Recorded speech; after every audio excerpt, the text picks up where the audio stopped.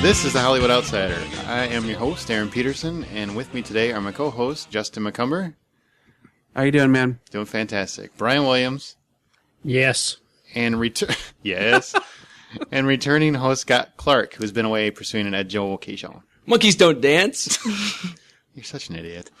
I'll explain that story in a second. Also joining us today is a guest host who's going to review Twilight, and we'll get the female perspective, is Mrs. Amber Hammer. Hello. Present. It's not class. It sounds like a roll call. It is a roll. Actually, I guess it is a roll call. Now, you've never been on before, but you've listened to the podcast, so you know how awesome it is. One thing we have to ask anybody that guesses is, what are your top 3 favorite movies? So we know what you like. So we can judge you. Yes. I have no doubt about that. My top 3 favorite movies. My number 1 movie of all time would be Gladiator. Don't judge me. Who's going to judge you? That's a guy's movie. If you judge him, that makes you gay. Okay. If you said glitter, we would judge you. Yeah. If you... Number 2 would be Schindler's List. Justin, I was saying that if I knocked it, it would make me gay. That's what I was saying. If I knocked Gladiator, it would make me gay. Okay. I wasn't knocking Gladiator. I love Gladiator. It's all right. I'm Gladiator. Huh? Not nothing. Okay, Schindler's List because you hate Jews? Basically. Okay. What's the third one? My third one is the girly choice. This is one you guys can't judge me on. And it is Moulin Rouge. Nothing wrong with that. I love the Moulin Rouge. Baz Luhrmann. That doesn't surprise anybody. I know, now I kind of wish it wasn't my third favorite. That doesn't exactly, help her out too much, Scott. Amber feels like more of a woman than she really wanted to be. So real quick, and we don't like to spend a ton of time doing opening what you've been doing and stuff, but has anybody been doing anything exciting? Yep. I have. I went and saw a Green Bay Packer game. Oh wait, I already told this story last week. I love how your show is a catalyst for me to be becoming an alcoholic. Everybody just thinks that that's all I do is I leave the podcast and I go drinking. Well, if the shoe fits. You don't do a whole lot to disprove that.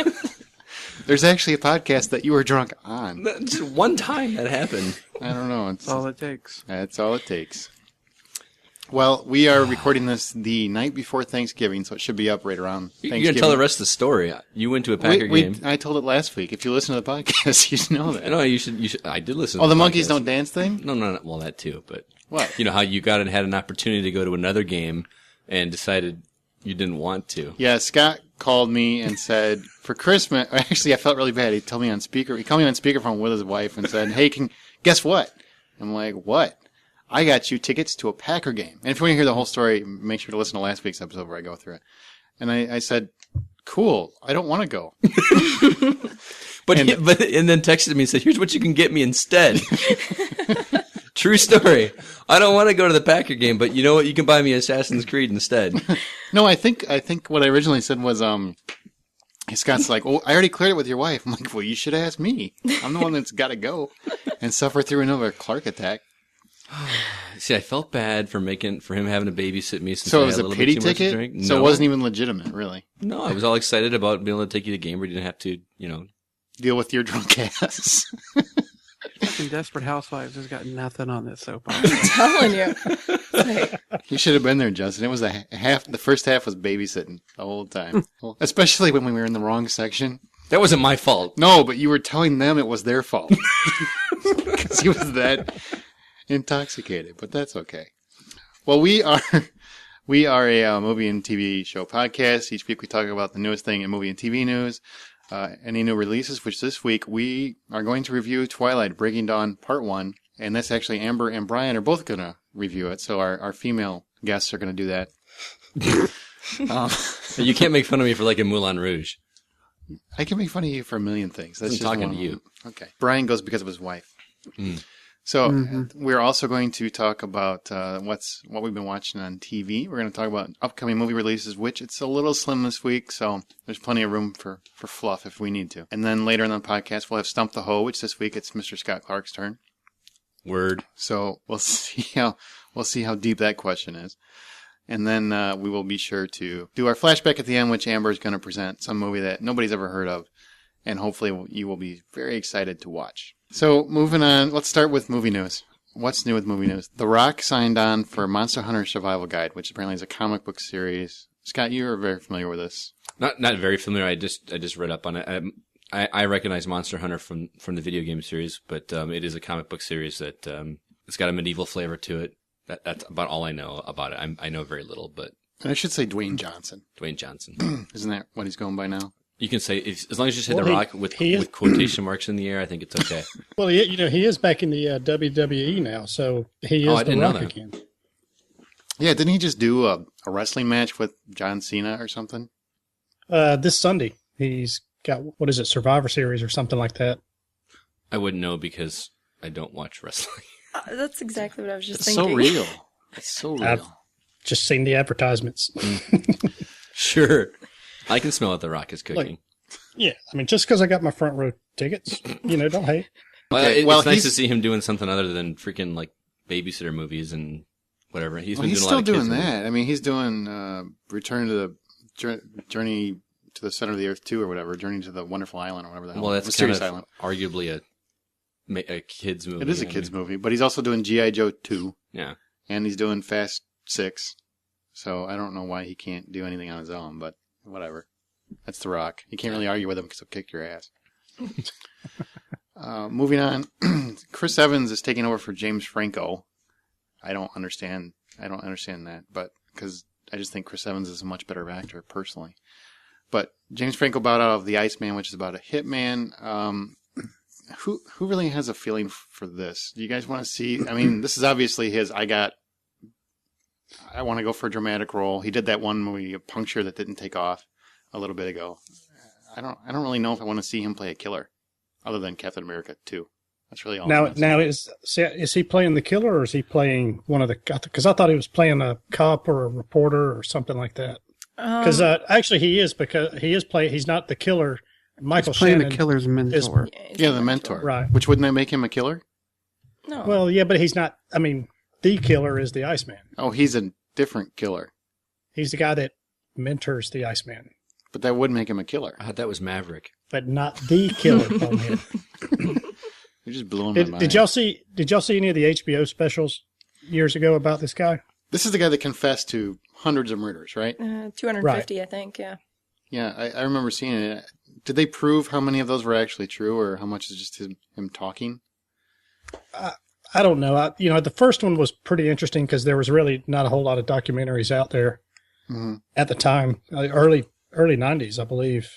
And then they kind of revisited him about 10 years later when The Sopranos was popular, and it was it looked like he was kind of hamming it up a little bit, kind of embellishing a little bit. So I don't know how much of it was actually true.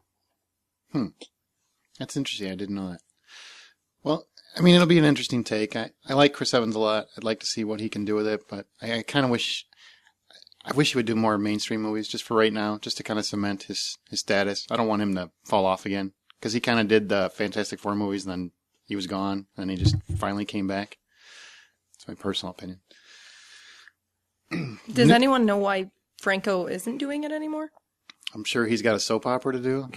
I guess I was just surprised by that. Some other stoner movie got in the way or something? I like Chris Evans quite a bit, but he doesn't strike me as a killer mentor type. The guy he's just too clean cut looking. Yeah, I was thinking the same thing. Really? Yeah, Franco seems a little darker. James Franco seems darker, Yeah, I agree. Yeah. so I'm in the minority. I mean, Usually are. you're looking at Pineapple Express primarily, or Spider-Man. But I mean, No, I'm not. I've seen his movies. But even in Spider-Man, he was kind of a dark character. He was as it not a good dark progressed. I character. tried. I didn't buy him in Spider-Man 3, but That's kind of my point. I don't really see him as. I say I can see Chris Evans doing it better than I can James Franco, because I saw Spider-Man 3. Chris Evans. Back me up, Brian. I think Chris Evans is a pretty versatile actor, but I don't see him being a dark assassin type. Well, But- according to Brian, he's not the killer, so it really doesn't matter. He's just a killer. Well, if you teach it, He's the nice probably- killer. He's the warm and fuzzy one. He probably cares for puppies and small children. And then he kills them. Well, I mean, he looks younger than Michael Shannon is playing the Iceman. Right? So he actually looks older than the guy that's supposedly mentoring him, which Oh. kind of seems, you see what I'm saying? It's almost kind of backwards. But whatever. I mean, we'll see what happens. We'll see what happens. On better news, in terms of, by better I mean I'm more interested in it. Diablo Cody has been given interviews and whatnot, and she's been talking a lot about, she's doing a polishing on the Evil Dead remake script. And Diablo Cody wrote Jennifer's Body and Juno. So she's very, very clever in terms of her wordplay. But she's doing the Evil Dead remake. I don't really get the correlation between the two other than they're trying to make it a witty script. But she swears they're going to keep it real and keep the violence ratcheted up and make it very a straight horror movie as opposed to not so much an Evil Dead 2 remake, which was very cheeky and cheesy. I'm a huge fan of Evil Dead. It's probably one of my favorite horror franchise. And I don't really want a remake, but if they're going to do one, I want them to do a straight horror remake. I don't want them to try to mimic the cheeky approach the last couple films took. I don't know. Anybody have any thoughts on it? I'm not as big of an Evil Dead fan as you are. You're actually the one that introduced me to the original movie, about 10, 15 years ago, the first time I saw it. And, I appreciated it, but I didn't grow up with it like you did. I think this is going to be a bad idea just because the fans are so cult fans of this movie that no matter how good this movie is going to be, they're not going to like it. This could be awesome. It could be the perfect Evil Dead remake, and it's going to get land blasted. I just think it's going to be a waste of time. That's my thought. Okay. I don't necessarily think that's true. I mean, the following Evil Dead has is a pretty hardcore cult following, and I like it quite a bit. But I think if a remake was handled properly and with the proper reverence, and everybody went into it to make the best damn movie they could possibly make, I think that there is room for the fans to embrace it and accept it, because not all remakes are bad. I mean, somebody could have said the exact same thing, and they probably did say the exact same thing about Star Trek. How can they remake, even though it wasn't a remake of a particular film, you're taking a franchise and redoing it for a new generation, bringing in all new actors to play these roles. That movie came off spectacularly well because everybody involved treated it with the proper respect and talent. Same thing could happen with Evil Dead. We don't have to necessarily think it's going to die just because the fans love it so much. It just depends on how they're going to do it. And if they fuck it up, then yeah, of course. I think it has more but to I do don't with know. I like Diablo Cody. I do too. I think it has more to do with the size of the fan base on each of them. Star Trek is very much universally known by pretty much everybody. Even if you're not a Trekkie, you know Star Trek. Mm-hmm. Evil Dead is known by hardcore moviegoers and hardcore horror fans and that kind of thing. But the common person, you go up to the common person on the street and tell them about Evil Dead, they don't know about it. And I think that smaller group is very tight-knit around this movie. You might be the exception, Justin, but I think that those group of people, like, no matter how good it is, they don't... It's like a weird thing where people don't want to share their enjoyment of something that they feel is theirs, and they like it being better in a small circle of fans or like a cult following. You know what I mean? Mm-hmm. That happens all the time, but the fact that Sam Raimi and Bruce Campbell are serving as producers and advisors on this movie, for me, gives it a much greater air of legitimacy than it might have had if this was done, without their participation, especially if it was being done, against their will, where all of a sudden Raimi's online talking shit about this movie, getting the fan base riled up. But because he's on board, hopefully he'll be out there doing the press circuit, telling people this is a remake of my movie. I was involved. I think they did a great job. Come see it. I think his participation is going to allow a lot of that audience to go, okay, let me at least give it a try, as opposed to just dismissing it out of hand. And I hope I'm wrong. As a huge fan, I will tell you, I don't think the audience that loves it, which I am part of, is going to make or break it at all. I really don't think. I think they can raise the roof, so to speak, and cause a ruckus about it. Yeah, that's right. Shit's on fire. I hate a kid and play. I think they can kid and play. You should see my afro right now. It's off-white. I think they can. High top fade. I think they can cause a ruckus, but I don't think it's going to keep anybody from seeing it. I think they're making it for a younger audience. They're not making it for the people that loved it before. I think they are going to respect the source material, which is the original source, like the very first movie. Because the other two movies were not really straight horror movies at all. Well, Evil Dead 2 is basically a remake. Yeah, a of comedy Evil Dead. remake. A horror, Yeah. violent comedy remake. Where there's nobody getting banged by a tree. If they leave that out, I'm out. I'm not going. I won't For go. real. If there's no tree rape, I don't go. Hell no, I won't go. I mean, don't you think them doing a new one kind of allows for exposure of the old ones? You know, if a new generation is going to see the new version, maybe it would pique Yes, their interest in viewing. But the- I will honestly say they do not hold up. I was going to say, If you didn't grow up with them, I don't think they hold up nearly. Army of Darkness probably does because of the tongue-in-cheek stuff, yeah. and you realize, wow, this movie was made on $4. I love Army of Darkness. Yeah, that's a great movie. plus you got to remember a lot of things that Raimi did in the original Evil Dead was really innovative at the time, and we see a lot of that, and that was why that movie had such a following, is because he did a lot of cool stuff that had never been done before with just simple like cinematography and that kind of thing, and that's been done, so that wow factor is gone. But Right. I think more people will watch it, but like Aaron said, I don't think it'll hold up as well. Well, moving on, Hugh Grant is calling on UK lawmakers to regulate tabloids. I thought this was interesting because it's Hugh Grant. He's like the most like demure guy I know. Yes. Seriously. And do they really care that much about Hugh Grant anymore? I mean, outside of apparently like, in England they do. random hand jobs he gets in the side of the road. I didn't hear about that. That was years ago. Like a transvestite or blowjob, whatever it was. But Wow. How much would you pay for a hand job from Hugh Grant? I don't Not think he was from Hugh giving the Grant. hand. He's not giving them out. Oh, I didn't know. Told you I didn't know the story. Scott's like Christmas present. Yeah, he's got a booth at the state fair giving out hand jobs. Jesus Christ, Scott. Okay. Well, anyway, he's trying to regulate tabloids. I don't know how to respond to that. Amber can't even control herself right now. You actually thought Hugh Grant was giving out blowjobs? No, hand jobs. That makes all the difference, doesn't it? Oh, There's so much Blowjobs, class no, here. fuck no, but hand jobs, all right, yeah. I can see that.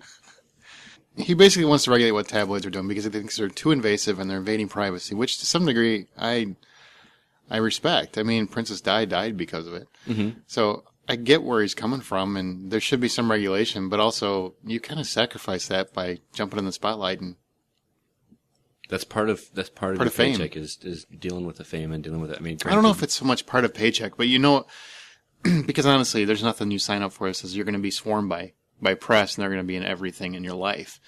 But I think it's something that's understood. And if you yeah, but there's a lot of lines that are crossed where you see people climbing over, fences in their property or mobbing them as soon as their gate opens or their But that's not what he's talking doors. about, because that you get the cops involved. Right. He's talking about what they actually print. But the thing that gets me is that ultimately, if what they're saying is not true, you can sue them for slander, libel, depending on whether it's, written or verbal. So I think he's more complaining that they're speaking the truth and it's hurting his reputation, which I really don't understand. Yeah, I don't quite understand that either. I mean, he doesn't have a reputation because he gives hand jobs at the airport. Sorry. I can't believe you thought Hugh Grant gave hand jobs out. I don't know the story, man. All I heard was hand jobs in a It was parking lot. either a and hand job or a transvestite. blowjob he got from like a transvestite and he got busted when he was dating Elizabeth Hurley. If you're dating Elizabeth Hurley, why do you want to get a hand job from? That was the transvestite? question everybody in America had. All right. Well, we'll see if that happens. I don't think anybody really cares what Hugh Grant thinks anymore because, I mean, he probably is doing that now. His career is kind of falling down. There's another Before flick coming, which I don't know if you guys have seen this, but Before Sunrise and After Sunset, whatever. So good.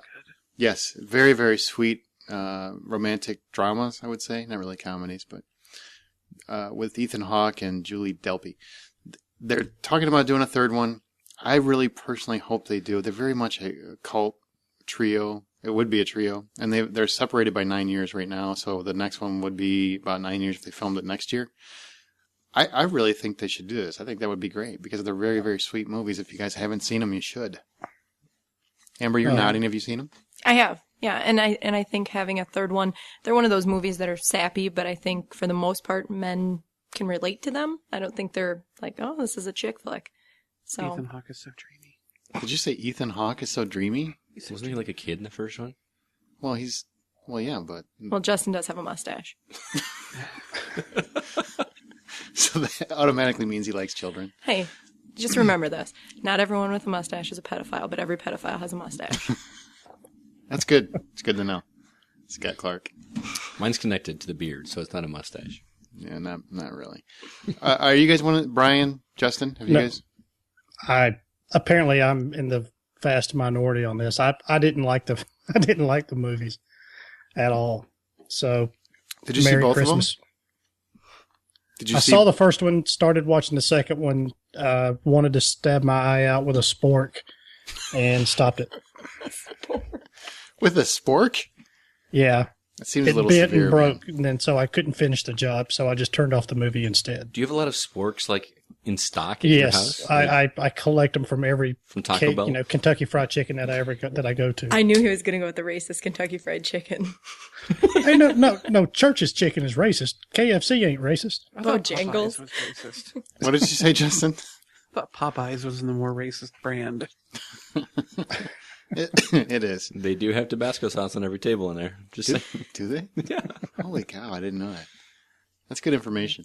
You should share I stuff love like how that. Aaron's appalled that there's Tabasco sauce. There's Tabasco sauce in the Culvers on the west side. So racist. So racist. There's not one on the east side. All right, moving on. Martin Scorsese is going to helm The Snowman, which is it's an adaptation of a bunch of books based on Harry Hole. He's like an anti-authoritative. That's his name. I didn't write it. We are not mature enough for that name. Oh God! I tried to keep a straight So face. did I. As soon as somebody laughed, that was it. I'm sorry. Harry Hole. His name is Harry Hole, and God damn it. He investigates. I would change my It name. really doesn't matter anymore. I'm not even going to try to edit this. He's described as an anti-authoritarian, anti-sobriety cop who investigates particularly gruesome killings. And Snowman is like the 7th book in this series. Yes, Scott, his name is Harry Hole. Go ahead. You're like sitting You'd there think trying there'd be to... like a little stopped. umlaut or something over one of those letters to give it a Norwegian sound, like Harry Hule or something. Hole. It's Harry Hole. Harry Hole. He can't spice it up, Dirt. Wow. You've ruined that movie for me now. Hey, we're gonna go see the Harry Hole movie. I love the butt rape scene in that. Oh, God. What do you guys think of this? I mean, he's coming off Hugo, which Brian correctly said last week. It got phenomenal reviews so far. It's supposed to be an excellent movie that nobody will probably see. What do you feel about him getting back into the adult drama outside of the character's name? I'm very excited about it. Actually, Departed was one of my favorite movies to watch. Never gets old watching it over and over again, and I'm excited to see another adult, violent, full of vulgarity kind of movie. I mean, Hugo looks really interesting to me, but I like the idea of him coming back to a Scorsese movie or a traditional Scorsese movie. Justin, did you ever read the novel? I love how in every story about a movie being made out of a book, I'm your go-to guy. Yep. No, I've not read this book. I don't read Norwegian stuff. The artsy-fartsy crap. Would you read it now that you know that the main character's name is Harry Hole? I'm especially interested to read it now that I know the character's Harry Hole.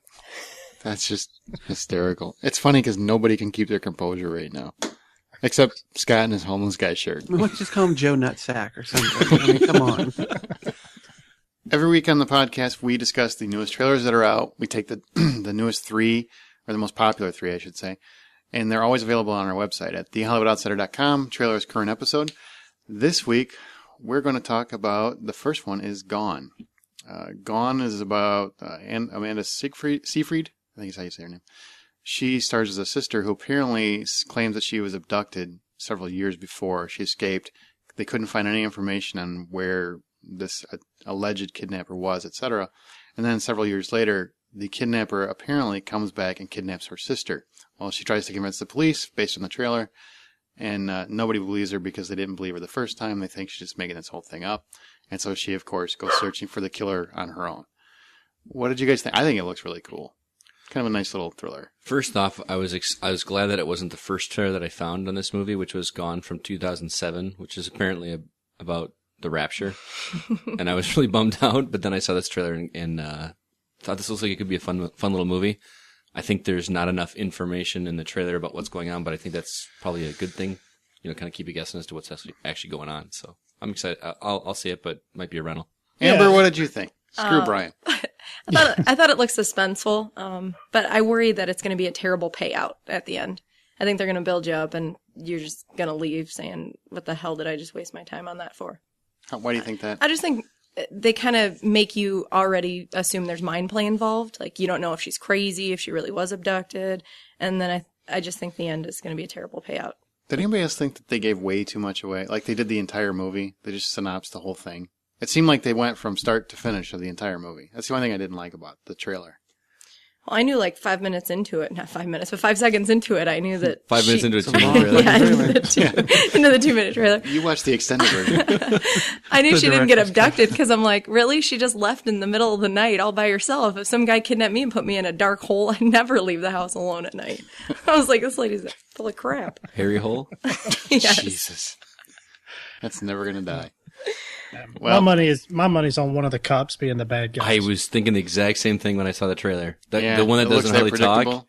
The one that like the one, I was thinking the one that with the kind of the black hair. Yeah. He's looks like the guy. He looks like the guy from Grimm, but looks like the guy from American Beauty that played the Everything's Beautiful. Yes, who also looked like the guy from Grimm.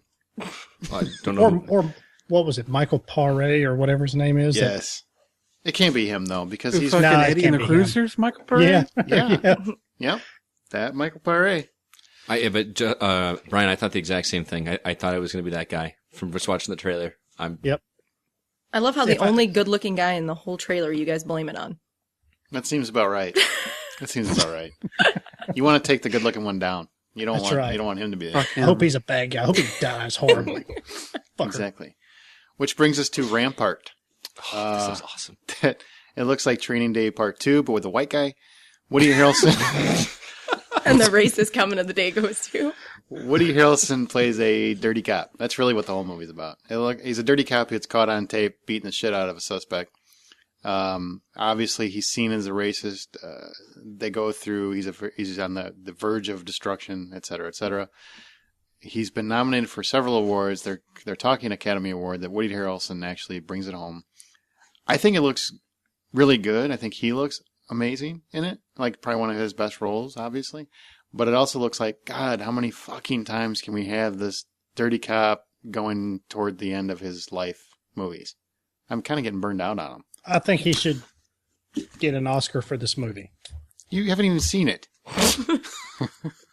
He is like one of the more. He's basically a hippie. He's in real life. He's more like the guy that he played in 2012, the pot smoking, just Right. chilling out type of guy. So to play this just total asshole who goes around beating the shit out of everybody, I think he should get an Oscar. This is after your a second. criteria?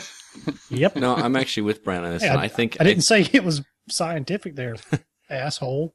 I think he's one of the most underrated actors in terms of versatility. Just because you think of all the different movies he's played so many different types of roles.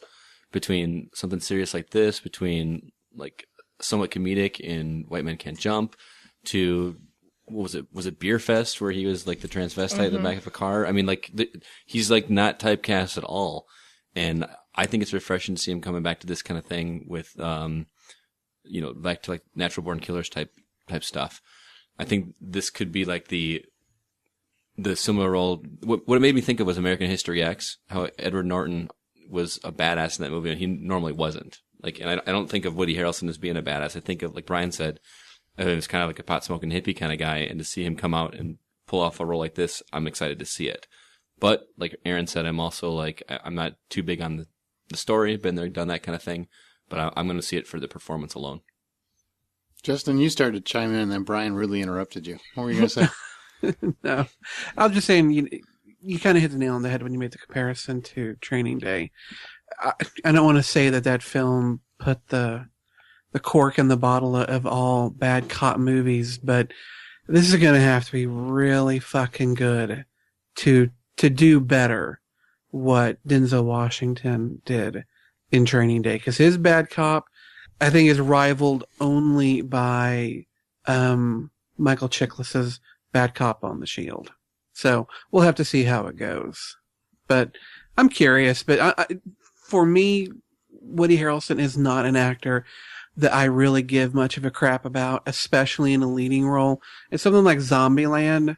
I'm fine with him, but I guess maybe I will always be tainted by the first role I ever saw him in, and that's the bartender on Cheers, the dopey dipshit that he played there. And ever since then, he's kind of always had that character hovering around his shoulders. That's fair enough. Fair enough. And the very last trailer is finally an extended version of The Hunger Games, which everybody keeps talking about and is all hyped up, and I don't know what the hell it was until I finally saw the trailer. Looks awesome. Yeah, it does. It does look Makes really me good. want to read the books. Yep. Same You here. should. They're fabulous.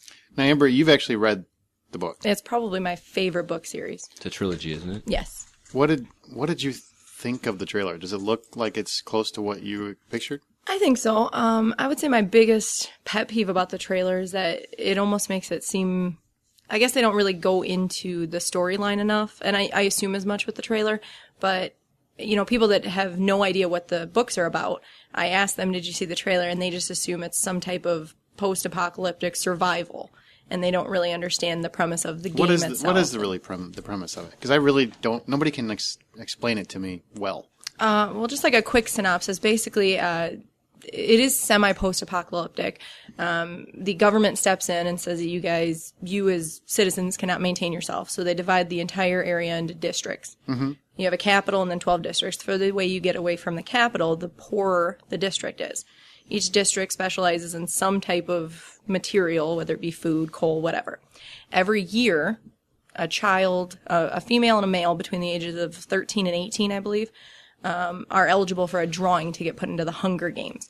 And the Hunger Games are basically they go and they get put into a giant arena with 2 children from every single district, and it's a fight to the death.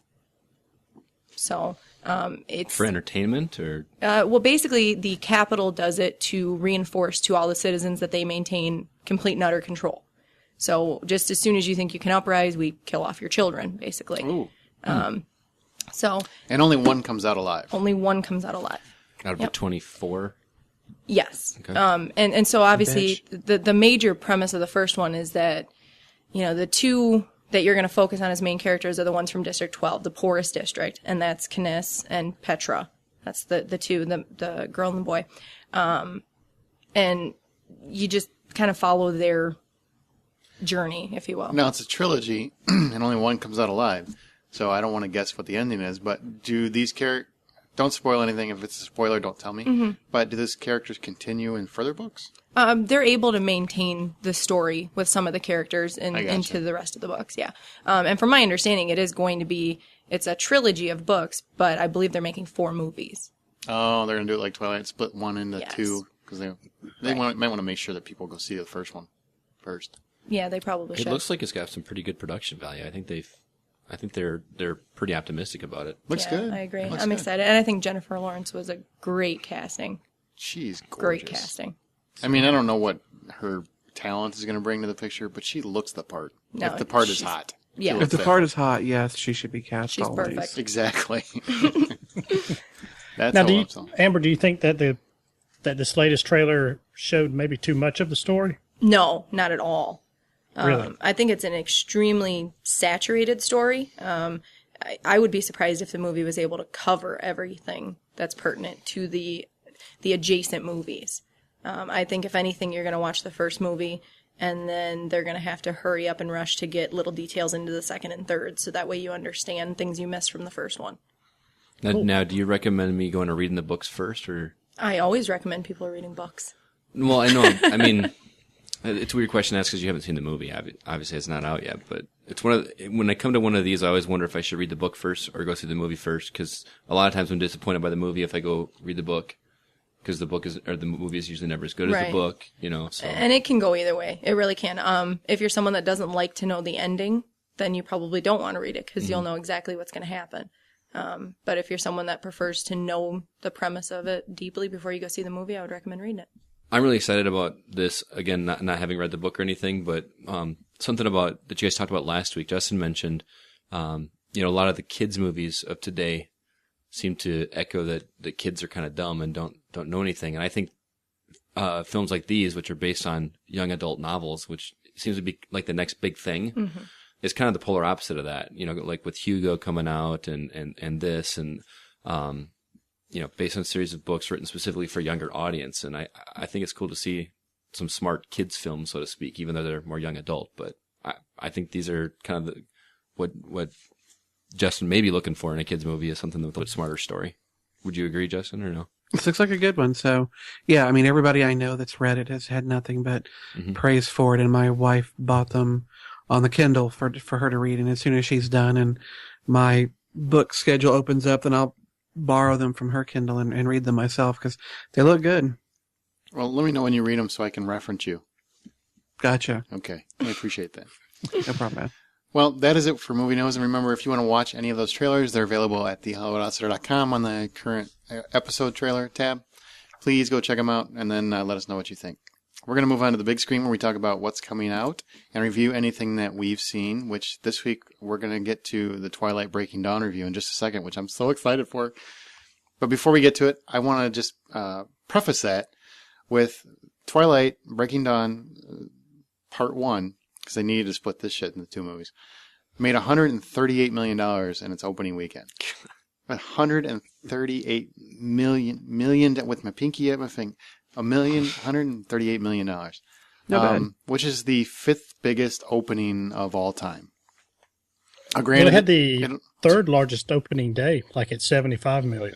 Mm-hmm. Yeah, it was a huge opening. Unfortunately, there's lots of cougars out there. There's lots of cougars and lots of tweens that went and saw it. And, of course, young adult women. Right. But mostly cougars. I saw the line. I'm telling you, there are some desperate women in that line. I saw it. They were just wrapped around the building and just chomping at the bit looking for any boy, any pool boy. Scott, even in that shirt, you could have got lucky. Yeah. They're just going, dick, dick, dick. Exactly. So, I'll take what I can get. And because of that, Happy Feet Part 2 it was a flop. Opened $21 million, which is half the opening of the original movie. Good fuck that movie. Very, very rare for a kid's sequel, though. For a popular kids movie sequel, that's very rare for it to open with less than the original's opening. Well, it got a really bad rap, too. I mean, I was going to take my kids to see it, and I didn't because it had such terrible ratings. Yeah, horrible reviews. But I wonder, do you think that's just because they're comparing it to the first one, and the first one was so sensational? No.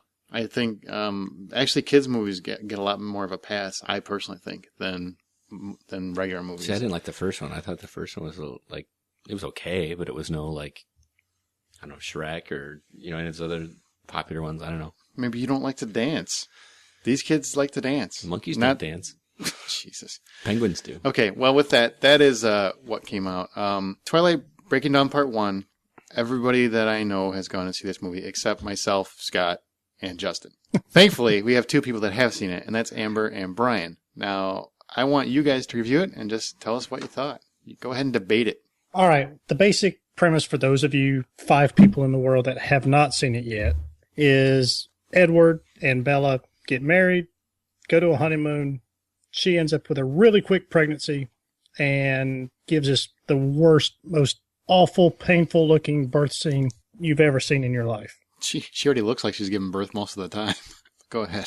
I mean, for me personally, the movie dragged for about the first half of it, but it does pick up about midway.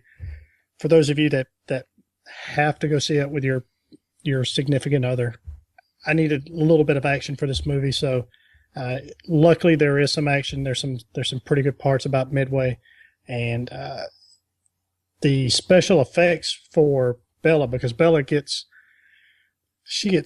real skinny and just frail looking and just sickly, and she's just, you can just see her life force, whatever, is just being drained out of her, and she looks absolutely horrible. And I thought they did a pretty good, real good job with showing that, because she looked awful in this movie. Did it take that much makeup? Is that No, literally it's CGI stuff. It's similar to what they did with Chris Evans in Captain America. Oh, okay. Is that literally the entire plot? Basically, they run off, get married, and have a baby?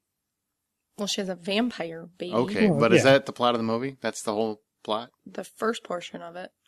I mean, there's some additional sub-story, but... All right, well, what did you think, Amber?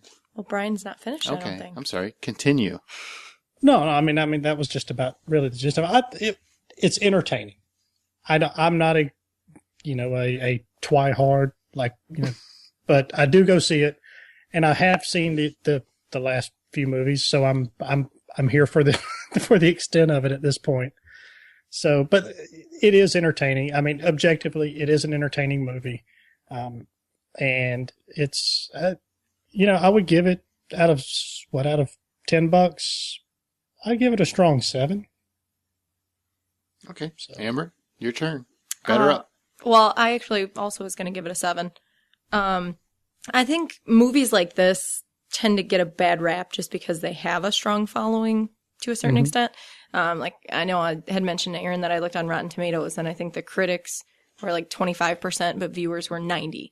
So it always has kind of a big stretch. I think if you are a twihard, it was true to the series. I think they maintained the storyline. They didn't steer from the book or anything. I think it was a pretty successful movie as far as sticking with everything that you wanted to see as a fan. I couldn't help but think I listened to your interview with Chambers Stevens, and you had mentioned that the Harry Potter actors, all the actors from Harry Potter, have gotten substantially better as the movies progress. And I couldn't help but think, yeah, that didn't happen with Twilight. They're all still as terrible as they were the first one. It's pretty bad when I think Taylor Lautner is the strongest one. Oh my God. Oh, really? Yeah. And he's not a good actor. So, I will agree that I think the special effects were good. The werewolves are so believable. I think they do a great job with that. When Bella's life force was draining out of her, very believable. Actually, I dragged my husband to these, and at one point, you don't know if she's dead or alive, so she's just laying there still, and he's like, that's the best acting I've ever seen from her. So all in all, I say it was a solid flick. If you're a fan, you'll enjoy it. If not, you probably won't even understand most of the storyline. The people that I've talked to that have read the books said that it was real true to the books. So if you have read them and you like them, I mean, by the time you're listening to this, you've probably already seen it, but it's real true to the books. But I've got a question. Now, have you read the books? I have a couple of times. Okay, so you're a pretty big. I mean, I know you're not necessarily a twihard, but you're a pretty big fan of it, though. Yeah, I only have one Team Edward tattoo.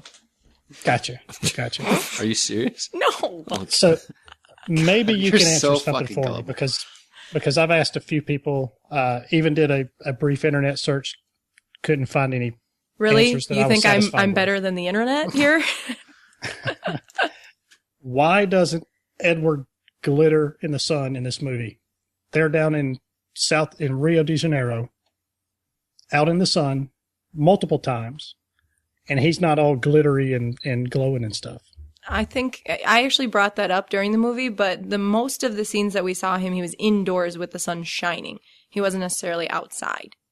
SP45. So is it a matter of direct sunlight versus indirect sunlight? I would guess it's a matter of UV rays, and since these new fancy argon windows block out UV rays, he doesn't glitter. But the doors were open, and you got the Brazilian housemaid that's there, and the curtains are black. There was plenty of sunlight. His ass should have been. I agree. sparkling. And then there's those It scene where should have they're been like a disco ball. there's a scene where they're playing chess right out on the patio, broad daylight, and he's Exactly. not sparkling. I agree. Evidently, Kesha stole all the glitter or something. Do you think? Wow. Do you really think that they just skimped on that? They just gave up caring about this whole glimmering thing? Maybe because they got so much flack over it. But it was a big part of the first movie, and then I don't remember the second movie. I didn't see the third movie, so I don't. Isn't it still a big thing? I mean, Vampires go out, and since you don't burn with sunlight, you glimmer. it continues Well- on through the books, but I don't know. There's a significant part in the third one where he actually starts to step out into the sunlight and starts to sparkle. Mm-hmm. But so, yeah, I mean, it's something they've maintained throughout. That's why I was wondering, why'd you get this far with it? And then all of a sudden say, heck. I mean, it's not like they didn't have the money to spend the extra $20, No kidding. with some sparkly effects. But The only thing I can think of is that he was married. And so maybe once a man gets married, he loses his shimmer. That makes sense. Tell me That makes about it. sense. That makes a lot of sense. Yeah. You lose your glow. You lose your glow. And your right to vote.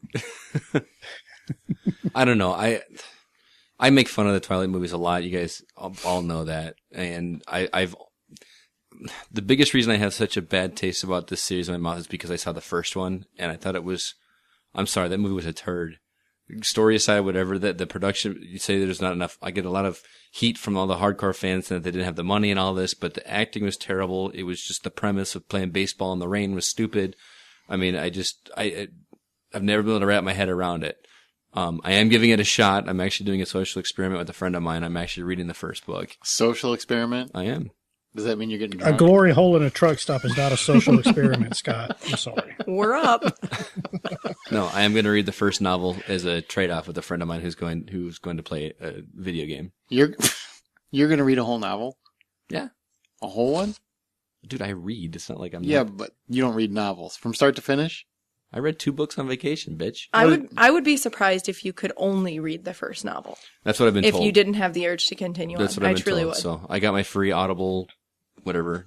Either read it or listen to it, one of the two, and I'm going to give it a shot. And I listen so you're to the first... getting an audio book. You're not actually reading it.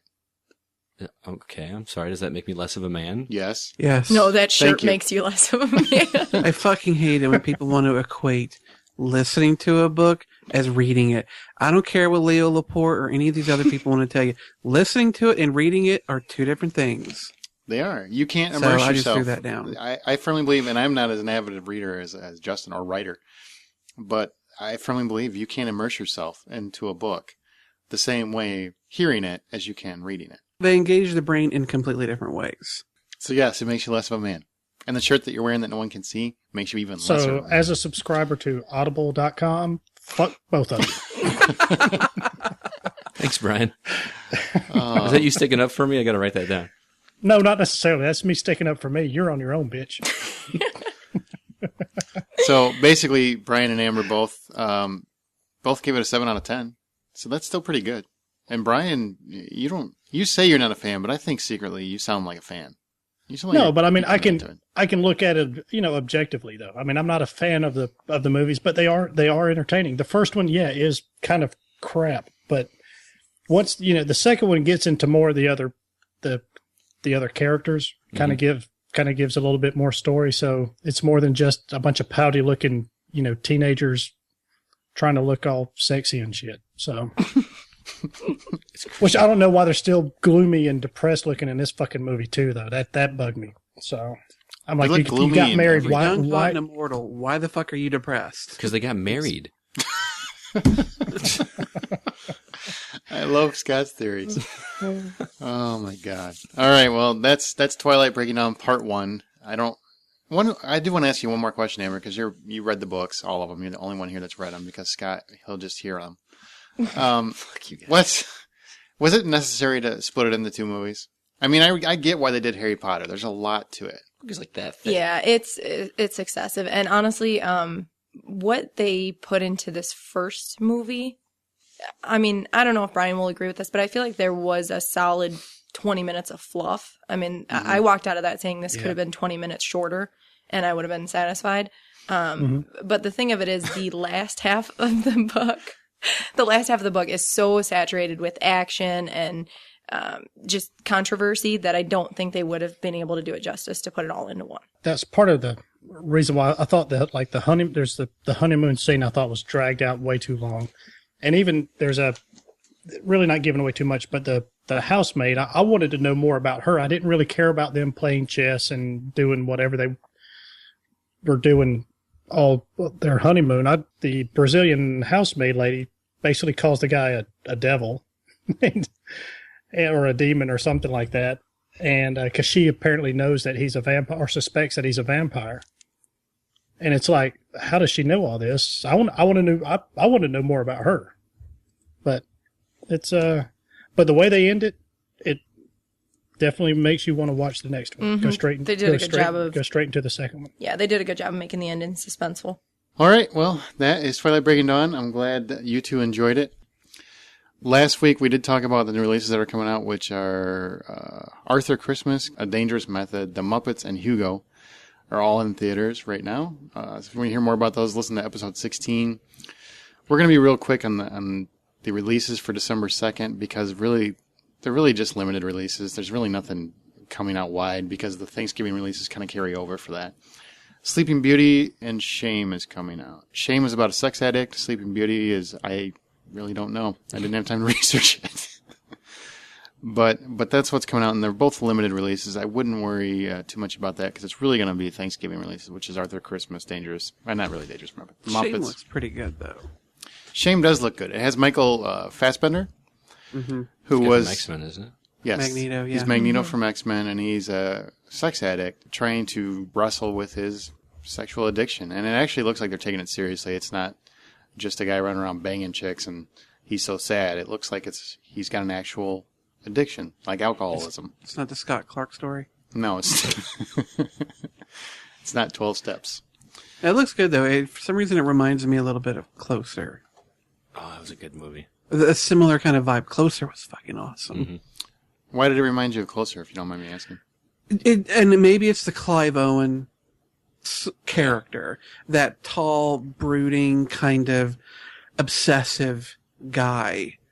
From Closer reminds me of what I saw in the trailer for Shame. And just kind of that darker look at people's lives or their hidden lives. I don't know. That's the movie that kept coming to mind. And if it's halfway as good as Closer, then I'll probably really enjoy I gotta it. go rewatch Closer now. Thanks. Wow. Well, Sleeping Beauty has got Emily Browning from Sucker Punch in it. You know who I'm talking She about? played Sweet Pea? Yeah, she was the main girl. She was the main Okay. girl. And Is it Sleeping Beauty the fairy tale? No, it's actually Oh. No, it's like an artsy porn movie. Yeah, she gets Hello. into some kind of sexual mischievancy while she's trying to go to school or something. I Both these movies are about She's sexual characters. hired to. All she does is sleep in this bed, and a bunch of old dudes come stare at her and do what they do while she Where can I sleeps. get my ticket? wow. It's kind of cute. I don't know. I wasn't too impressed with either one of these movies personally, but Well, I do apologize as the host that I didn't have enough time to research as much as I wanted, but I also wasn't too concerned with it because I don't want to see either one of them. Besides, The honest with Muppets is out. We're gonna go see Yeah, that. Right? The Muppets is kind of what I'm going to go with. The pick of the week is going to be a movie that's already out. That's going to be The Muppets. I'm sorry. I'm going on Friday. I can't wait. Yeah. Are you? Any of you guys are you seeing any movies for Thanksgiving? I'm saying Arthur Christmas. Really? You got kids though, right? Yep. Yeah, but that's you take that over The Muppets? Yes. Why? Really? Why? Please explain. What? I just do. I don't know. Kick her out. My children watch. her out now. My children watch trailers, and they said, "Mom, we want to see that one." I don't You know. better kids. I'll keep that in You mind. should work on that. Amber. Santa. Can I have better children? Don't get me wrong. That movie looks good, but I mean, Or they need a better mom. Should have raised them better. Well, that's a Should have seen legend. those Muppets and fallen in love. Well, I think part of it too is just the cinematography or the animation that kids are getting used to these days. You know, I mean, they're growing up on Disney Pixar. And so when they see something like the Muppets, I mean, much like Smurfs or Chipmunks, because it was a mixture of, you know, this kind of CG animation and then regular live action, that seems to not hold their interest as much. So I think part of it is just the type of animation that they're becoming accustomed to. That's true, but as a mother, and I don't want to go off too much Here onto we this, go. but I'm curious because I don't have children. My wife and I got married coming up on 12 years ago, and we decided very early on that kids were not something either of us wanted, and so we've never had any. We have pets and we have our love and life, but we don't have children, so I've never had to wrestle with a lot of the questions that people have to wrestle with when they're raising kids. Like, for example, do I show them episode 1, 2, 3, 4, 5, and 6, or do I start with 4, 5, and 6, and then 1, 2, 3? When you have children, do you try to raise them on Labyrinth, and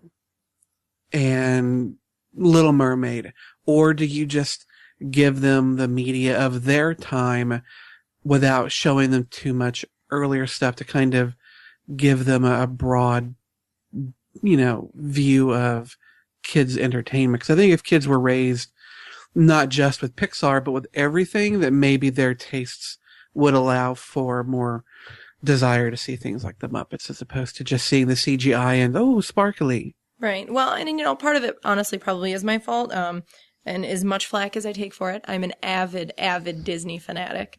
So I love anything Disney Pixar. So when it comes down to it, they watched The Lion King and Aladdin and movies like that. So yes, I'm much less likely to have them watching Sesame Street or Barney. And No Labyrinth? No. Barney's a pedophile. No Neverending Story? Yes, Neverending Story. Oh, but the Muppets isn't Barney and stuff. Seriously, like, you know what I mean? I understand that. I'm She's sure we probably will never go seen the see Muppets. it. Really? You're young. I'm certain we will go see it at some point, but they got to choose their movie, and that's the movie they chose. Did you really give them a choice? Yes, they always get a choice. They chose wrong. Could you give them another choice? They Could you chose ask? poorly. Yes. Can you ask him again? What movie? We haven't seen either of them. We're telling her she's wrong. I know, jeez. I will say that's the first, That would be Indiana Jones and the Last Crusade. Thank you, Aaron. You've affirmed my faith. Thank you.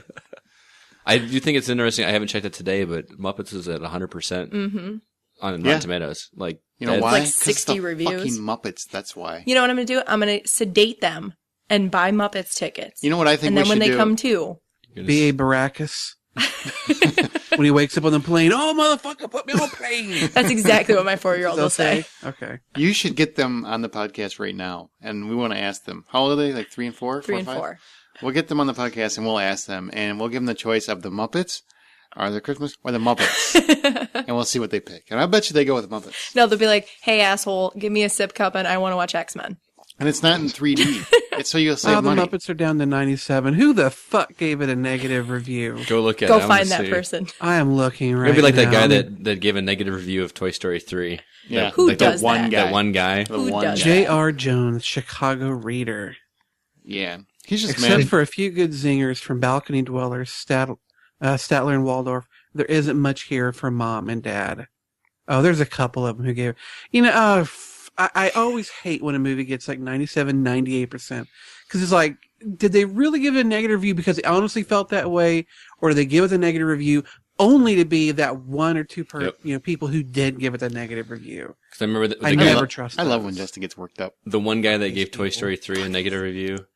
Like, he gave Jonah Hex a positive score. Right, I you remember have that no one. I soul. remember that one. You Yeah. should die now. He just did it for the attention. Like, Yeah, exactly. You did it for the attention and nothing else. You have no validity as a reviewer. He's like an elitist.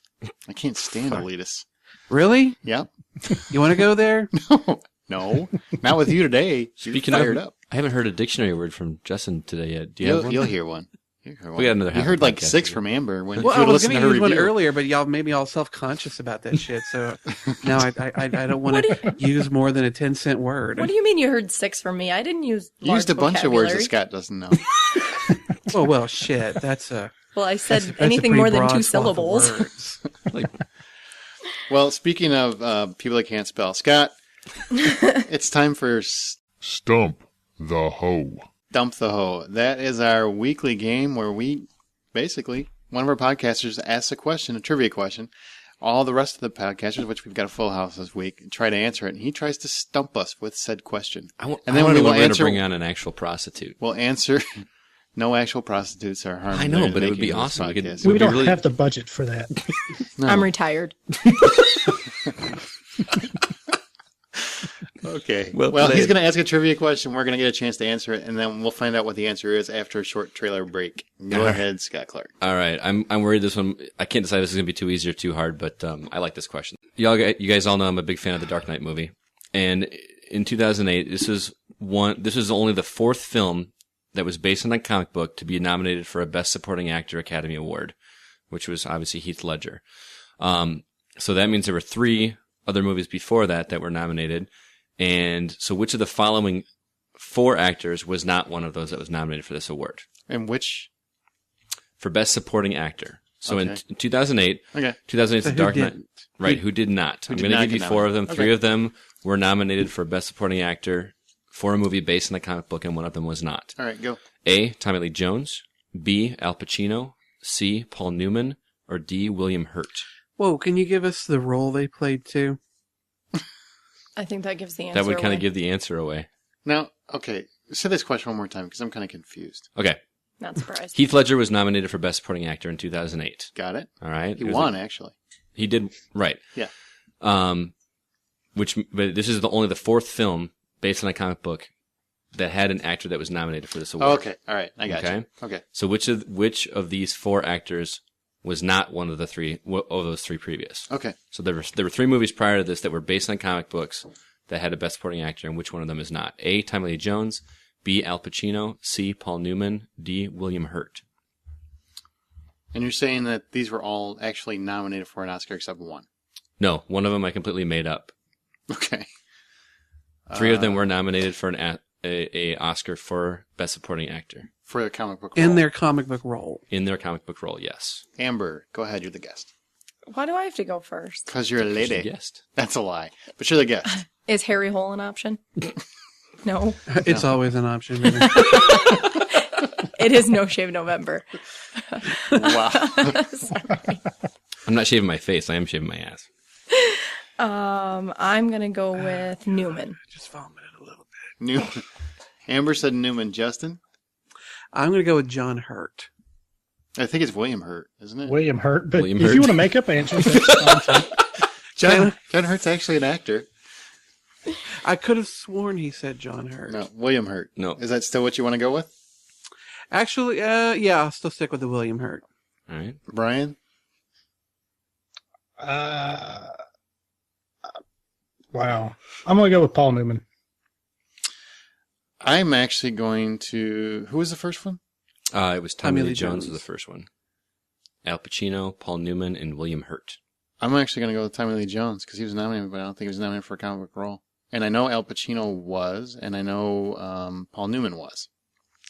In a comic book role? What comic book movie was he in? Well, why don't I explain it when I come back from the break? Right now, you're going to hear the trailer for Hunger Games.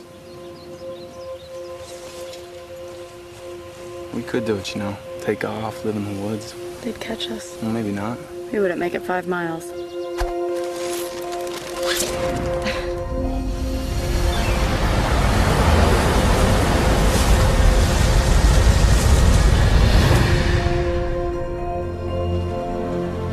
Welcome, welcome. The time has come to select one courageous young man and woman for the honor of representing District 12 in the 74th Annual Hunger Games. It's your first year, Prim. Your name's only been in there once. They're not gonna pick you.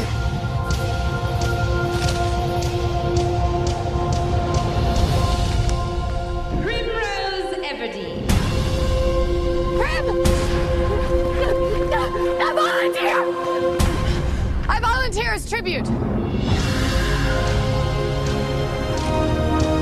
Our tributes, Peter Malark and Katniss Everdeen. They just want a good show. That's all they want. There's 24 of us, Gail. Only one comes out.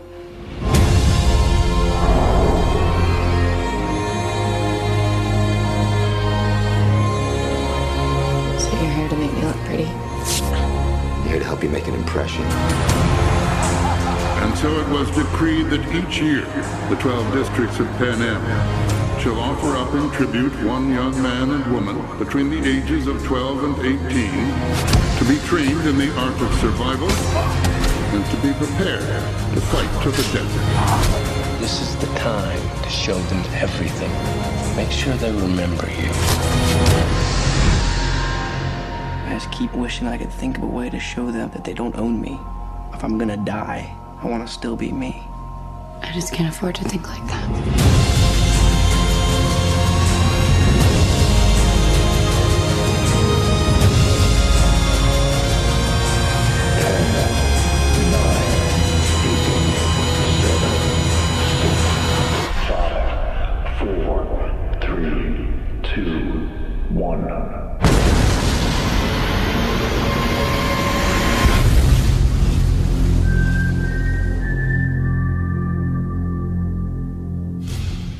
And that was the Hunger Games. Make sure you check that out when it comes out in March. Scott Clark, what was your Stump the Hoe question? Question was, 2008's The Dark Knight was only the 4th film to be based on a comic book to be nominated for a Best Supporting Actor Academy Award. It's the late Heath Ledger. Which of the following actors was not one of those 3 nominated for this award for acting in a film based on a comic book? A. Tommy Lee Jones, B. Al Pacino, C. Paul Newman, D. William Hurt. Brian tried to change his answer during the break. Oh, hang on. Amber, what did you guess? You guessed Paul Newman? Yep. Brian, what did you guess? Paul Lee Jones. He said Paul Newman. And Justin, what was your answer? Yep. Justin said John Hurt, but it was actually William Hurt. Whatever. Same diff. Scott, what's the answer? The answer is Tommy Lee Jones. What? Al Pacino, as you guys probably I said Tommy Lee Jones. I forgot to say what my answer was. Sorry. Yeah, Go now ahead. he said Tommy Lee The answer was Jones. Tommy Lee Jones. Al Pacino was nominated for his Dick role Tracy. in Dick Tracy. Paul Newman for Road to Perdition, and William Hurt for A History of Violence. What? Raise the roof. So Aaron got one right. Aaron is, I stumped, the whole wasn't stumped here. I feel it really pisses me off too, because when I listen to back episodes, and I seem like I know the answer whenever I'm not on the show, and I have no way to prove it. Yeah, me too, because I have Google. No, I actually knew it without cheating. He sends me a text when he listens to it. He's like, I knew Stump the Hole, but I can't prove it. And somehow he thinks I'm going to believe him because he texted You it to texted me. back and said, I believe you. Yeah, but I didn't. No, I believe you. If you say I trust you, Scott. I mean, I wouldn't trust you alone with my wife or my child, but for different reasons. I don't know if he's talking about his son or his daughter, though. Yeah, I was going to say, you I said said child child. singular, but, you've got a couple, so which one? And a couple he probably doesn't know about. It's Scott. I'm not specifying. Okay, let's move on to the idiot box. Okay, so I'm an alcoholic, I'm a pedophile, and I'm gay. I feel like he just Not in completed that step order. number 1. Not in that order. That's just the tip of the iceberg, but okay. Well, we'd have to do a whole podcast to talk about your issues. Let's move on to the idiot box where we talk about TV news. One thing that popped up, Justin McCumber brought this to our attention, was that NBC ordered a Munsters reboot to pilot. Which means if you're a fan of the Munsters from is it the 50s? Yeah, it's 50s show. They're going to reboot it. Justin, was this something that you were looking forward to or you were kind of petrified about? I had never even heard of it until the news story that I sent you came up, and it wouldn't have, hit me one way or the other if the name, and we mentioned him last week, but this is another pilot that Brian Fuller is going to be show running. And like I said last week, we talked about him in conjunction with, what was that TV show? It was the one about the killer from Hannibal. Yes. And how, most of what Brian Fuller has done has been distinctly comedic and quite often quirky. And it just seems so odd to pair him with this other, much more serious material. This show, though, The Munsters, seems much more in line with the Brian Fuller that I've really grown to appreciate. I've loved his shows. I think The Munsters is something that he can definitely bring some new life to and make it interesting. They're talking about changing it from the half-hour sitcom that it used to be into an hour-long show that's not quite as, a focused comedy, but, giving it a bit more story, giving it a little bit of drama. And so I'm really curious to see what they do with it. I don't have a lot of love or hate for the original show. It's one of those that, I liked it when it was on, but it didn't endear itself too deeply in me. But knowing Brian Fuller's involved makes me much more interested in what they're going to do with it. Okay. Well, I will be curious to see what they do. It's one of those things where I really want to see it first. Right. I'll give it a chance. The next piece of news is Ron Howard and Kiva? Mm-hmm. Yeah, Goldsman. They signed a 2-year overall deal with HBO where they're setting up a Western drama about Doc Holliday. Doc Holliday is the Western folk hero, basically, that paired with Wyatt Earp at the OK Corral. If you saw Tombstone, Val Kilmer... I'd be a Huckleberry. I'll be your Huckleberry. Val Kilmer did that role better than anybody I've ever seen do it in all the Westerns I've seen it done. But apparently they're gonna approach Doc Holliday in his finer years, not necessarily the end where the OK Corral took Not place. the tuberculosis years. Where he's infected and dying. Apparently he's going to be a much more festive guy because they need at least 6-7 seasons out of him. I'm actually kind of excited about it. Doc Holliday. If you actually go research and look at his biography, if you got the time, it's very interesting. He's actually a very interesting guy. It would be very nice to see more of his actual story told because everything I've seen about him always revolves around Wyatt Earp. You know what would be great about this? What? If they took him to fucking Deadwood. Bring back the real goddamn Western they had. That would be a good idea. I'm sorry, did I just vocalize all that out loud? Can we get Timothy Olyphant still there? I think he's busy. He's busy doing. He would some quit show. Justified, I think, to bring back Deadwood. Wow. I'm more excited about this that Ron Howard's involved than I would have been otherwise. I'm not a huge Western guy anyway, but Really, Ron Howard just seems like I don't know, he hasn't done anything lately that I have found interesting. I would agree with that. lately, yeah. I mean, he did both of those movies with Tom Hanks movies. What are they? The Crap. Angels and Demons. Angels and Demons and the Da And the Vinci Da Vinci Code. Thank you. I thought both of them sucked. Both of them, I thought, were about as bland and basic as you could get. They were such by-the-numbers thrillers. And boring. Tom Hanks was boring. I thought Ron Howard's directing was boring. I don't know what happened to him. He used to be a very excellent director. But I do think they've got it in him, and I think, HBO doesn't tend to put anything on, at least without a little merit. So I definitely want to see what they do with it. I really want to see what they do with it. The next piece of news I really could give a shit about, but it's still somehow a popular show. I don't know how. It's been on for 27 years. Elizabeth Shue is joining CSI. She's taking over for Marge Helgenberger because she's got so much else going on. She's gonna be the new partner for Ted Danson, who just took over for Lawrence Fishburne, who took over for William Peterson. This show should be done, honestly. I mean, granted, procedurals are always going to have a place on television, but can we get a new one? Do we need this shit all over again? Does anybody here watch the CSI shows? no. No, I kind of like you. I watched it for a few seasons and just kind of got bored with it.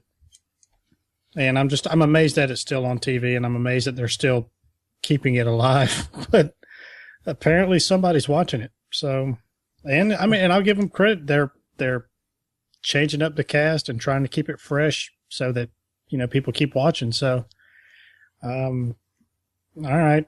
I mean, if you're a fan of it, more power to you, I guess. But there's other stuff for me to watch, so I'm not worried about it. Yeah, there's CSI New York and there's CSI Miami. You can watch those. You can watch And NCIS and NCIS Los Angeles, and oh god, I'm so sick of these shows. Don't forget about Law and Order and SVU. They have a Law and Order UK. I just saw that season 2 came on DVD. I'm like, there's a season 2 of Law and Order UK. I didn't even know there was a Law and Order UK. No, I didn't know that. There's people in the UK that had no idea. Somehow we're sending our bullshit over there instead of the usual direction, which is, their show's coming over here. Like Doctor Who? Yes. I love Don't that get show it. so much. Can we talk about Doctor Who now instead? No, Okay. seriously though, Elizabeth Shue, I like. I've always liked her, and I don't know if it's purely a lust thing, but I've always found her appealing and watchable. So, unfortunately, though, that I don't know if she were walking around naked on the show constantly, I might tune in. Otherwise, this is nothing that's going to draw me over. You don't have a MILF complex? Maybe she's like a adventure and babysitting fantasy. They want to adventure and grandbabysitting. I just think it's sad. She's not that old. She's Old like enough. 40 something. Oh God, yeah. Let's go ahead and put her down now. Yeah, it's not. Actually, she's my age, I think. So, 38. Damn, she's old. Fuck you, dude. Seriously. Fuck you. Yeah. I just love that in Justin's mind, this show is so unbearable that he's like, well, maybe if she was walking around naked, I might tune in if I catch it on TV. That's pretty Just bad. wait for somebody to put it up on YouTube, the edited version. Have you seen Dude, CSI? she's almost 50. Oh my God. Is she really? October 6th, 1963. Holy crap. Really? That means she's 48. Sweet Jesus, let's just embalm her now. I know, fuck. Oh Why didn't my somebody God. put her down already? She looks pretty good for 48. I'm going to tell you that. Yeah. So do you, Aaron. She does. Thank you. Fuck you.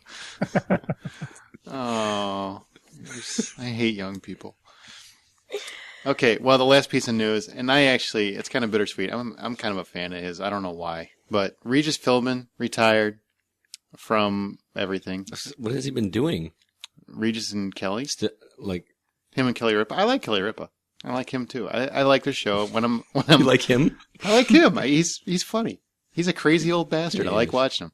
And, when you're home playing sick or whatever and that show's on, I always watch it. I just think he's an entertaining guy. He really is. Huh? I said, yeah, he really is. He really is. There's something about it when you stop flipping channels in the morning and he's on there, you can't help but watch till the next commercial segment.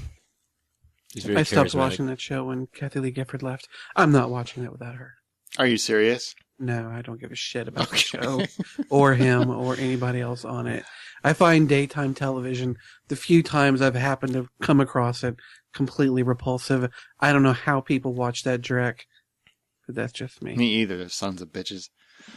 It's awful pandering to the lowest common denominator. Yes, the ones that don't have jobs. I don't know why people go to TV. What the fuck is that site? The TV. What the TMZ? What? Yeah, that. People who are so obsessed with the lives and doings of others. I don't understand it, but it's not up to me to understand. I just feel like it's long overdue. I mean, I feel like I've seen him have like 4 open heart surgeries and like a hip replacement all on camera. Like at some point, buddy, let's just call it a day. Yeah. Fair enough. I'm a fan of his. I think he's a very interesting guy. He's done a lot of interesting stuff. He saved ABC for like a week and a half with that Who Wants to Be a Millionaire shit. I just like Regis Philbin. So I bid you adieu, sir. I hope you have a good retirement because I'm sure you listen to this shit. With that, we have a little section every week where we talk about Did You See That? Which is any TV shows that have kind of caught our eye or anything that popped up that was pretty interesting for us. I haven't really had a chance to watch a whole lot, but has anybody seen... Amber, have you seen anything cool? Sons of Anarchy. God damn, that's good. Yeah, isn't it insane? Aaron, I'm finally all caught up. Aaron's a giant vagina and hasn't watched it yet. So. I haven't watched the newest episode. I know. I was like freaking out. God. I hear it's the best episode so far this season. Is that correct? Probably the entire series. Every episode is just better and better and better. Is it really that good an episode? The one that was so just good. on? The one that was on last night is phenomenal. Phenomenal. Really? Okay. That ending, I turned to my wife. We're both just looking at each other like, oh shit! I seriously spilled my tea. I was sitting on the couch and I dumped my tea all over the place because I was so shocked. People who don't watch this show are stupid. I feel like are so doing themselves a disservice. I have to add to my pile of shows. You guys gonna ruin the ending on that one for me too? That's the plan. I might, motherfucker. You want? It is really, really good. What else have you guys been watching? Nothing majorly new, but I'm a big fan of The Big Bang Theory. I can't stop watching that show. I love The Big Bang Theory. Thank you, someone in my boat. I've been actually caught up on that one. My wife is actually watching Parenthood, which is one of those shows that I'm not following, so I don't know all the stories. But have you guys seen that Parenthood at all? Mm-mm. Anybody? What is it? Nah, I don't watch it. I mean, I'm familiar with it. I just don't watch it. This is one of those shows that, again, I'm not really up on the story too much, but whenever she has an episode on, I can't stop watching it. Like the moments are awkward, but not in a way that makes you not want to watch it. What show is this? It's called Parenthood. It's got the chick in it from Bad Santa. I can't remember her name. The chick from Laura Graham? From Gilmore Girls? Yeah. Mm-hmm. Laura Graham. That would have been my go-to reference. How sad is that? Scott takes Bad Santa, you take Gilmore Girls. I love Gilmore Girls. And Coach is in it too. The main guy from Coach. Coach? Yeah, I can't remember his. Craig T. Nelson. Yeah, he's in it. Yeah, him. We'll be like, Tommy Lee. He's like, that guy. Anyway, it's just like it's one of those shows that's got like about 4 or 5 or 6 different stories going on in it, and it's all family kind of stuff about being a parent, and it's a drama. It's not a comedy by any means, but there's a lot of like deep family stuff going on, and like I said, I'm not caught up with it. I'm not watching it every week, but I'm interested in each individual episode, and it makes me kind of want to go back from the beginning and start it and get to know the characters a little bit. You really feel like, even though the short bits that I've watched the show, that you really feel like you know how these characters feel and what they're going through. I'd recommend giving it a look if you haven't seen it. It's an entertaining show. I've been watching season 2 of Parks and Rec on Netflix. That show's still fucking funny. Are you liking it? Oh, I love Parks and Recreation. I will tell you, I did burn through pretty recently on Netflix Instant. You can find it. It's an old show called Kidnapped. Did you guys ever see this show? You can watch it on there, and it's only 13 episodes, and I actually completed the entire series because it got canceled. That's basically a kid gets kidnapped, and it's a private investigator comes in and tries to help them find the kid, and then it's all these twists and turns as to why the kid was kidnapped. It's a great little series, and it's only 13 episodes, and you start, you finish it, and there's actually an ending. Oh, okay. So it's not like Firefly where they had to make a whole movie. Is that the one that had the guy who from that one movie? Now. Yeah. Mm-hmm. No, well, he was in a movie. I'm thinking more of 6 Feet Under. He played the brother of the main male character's love interest's brother, but he was also in the adaptation of the Dean Koontz novel Hideaway. You know, and he does the narration for Cole, but I am spacing on his name. Jeremy Sisto? Yes. Yes, that would be the guy. How did Thank you. Fuck, I just went around my elbow getting to my ass on that one. I don't know how Aaron ended up at your ass with your elbow and pulled that name. Way. I'm glad his first Where's time. my ass? There's Aaron. I'm just shocked that you took the time to watch that and you still haven't watched Game of Thrones. Oh my god, I want to watch that. I've heard Game nothing of but good Thrones. about it. I don't have. I It's don't know not why on that's. DVD. Once that show hits iTunes, I will watch it. Oh, it's so good. You guys are missing out. Got it. Oh, that's the best show on TV. So good. The thing I'm really sad about is I already know what happens at the very end. That pissed me off. That's okay. It doesn't That's change. a big spoiler, though. Did Scott spoil it for you, that fucker? No, he hasn't seen it. No. No. Damn it. I do feel like a show you guys don't mention enough is Dexter. I don't think any of you watch it. I don't have Showtime. You I I've watch seen the it. first I love 4 it. seasons, and I it just love it. every season seemed to diminish for me. Right. I haven't seen the latest season though. I've so- heard this is 6 now. It's in. I've heard 6 has brought it back to. Yeah. It's a I really think 4 and strong 5 season. were kind of weak, but this season's Oh, 4 was awesome. I love 4. Really? Yeah. Didn't John one of them Lithgow? Colin Hanks is getting some pretty good reviews for it. Isn't he And the in new, this latest season? yeah. I look forward to seeing it, but I got to barrel through season 5 first. I haven't seen the latest one, so. And there really hasn't been. You know, I did see. Finally saw a trailer for The River. Justin, you remember you talked about that on the podcast many episodes back. That comes out in February. I thought it was coming out, this year, but apparently it's not till February. But it looks really interesting. Yeah, Very I'm really interesting. curious to see what they do with it. Yeah, there's a couple of shows starting up in January, and now, of course, for the life of me, I can't remember which ones they are. So my point is pointless. Can I ask you guys a question? There's a show that seems to be really popular that I don't get, and I want to see if any of you guys watch it. Do any of you guys watch this, It's Always Sunny in Philadelphia? Love I've that seen show. it. It's pretty funny. It is Isn't so it? fucking funny. It's pretty funny. It's one of those shows that I just watch, like, I'll flip through the channel and a scene will be on, and it just seems very forced, and like they're trying really hard, and I like, kind of like when you pick up on a Seinfeld episode in the middle of it and you have to like really be watching the whole thing to get the jokes. And maybe that's my fault because I'm not watching it from front to back, but none of the characters seem likable to me. I don't know. Can you sell me on this show, Justin?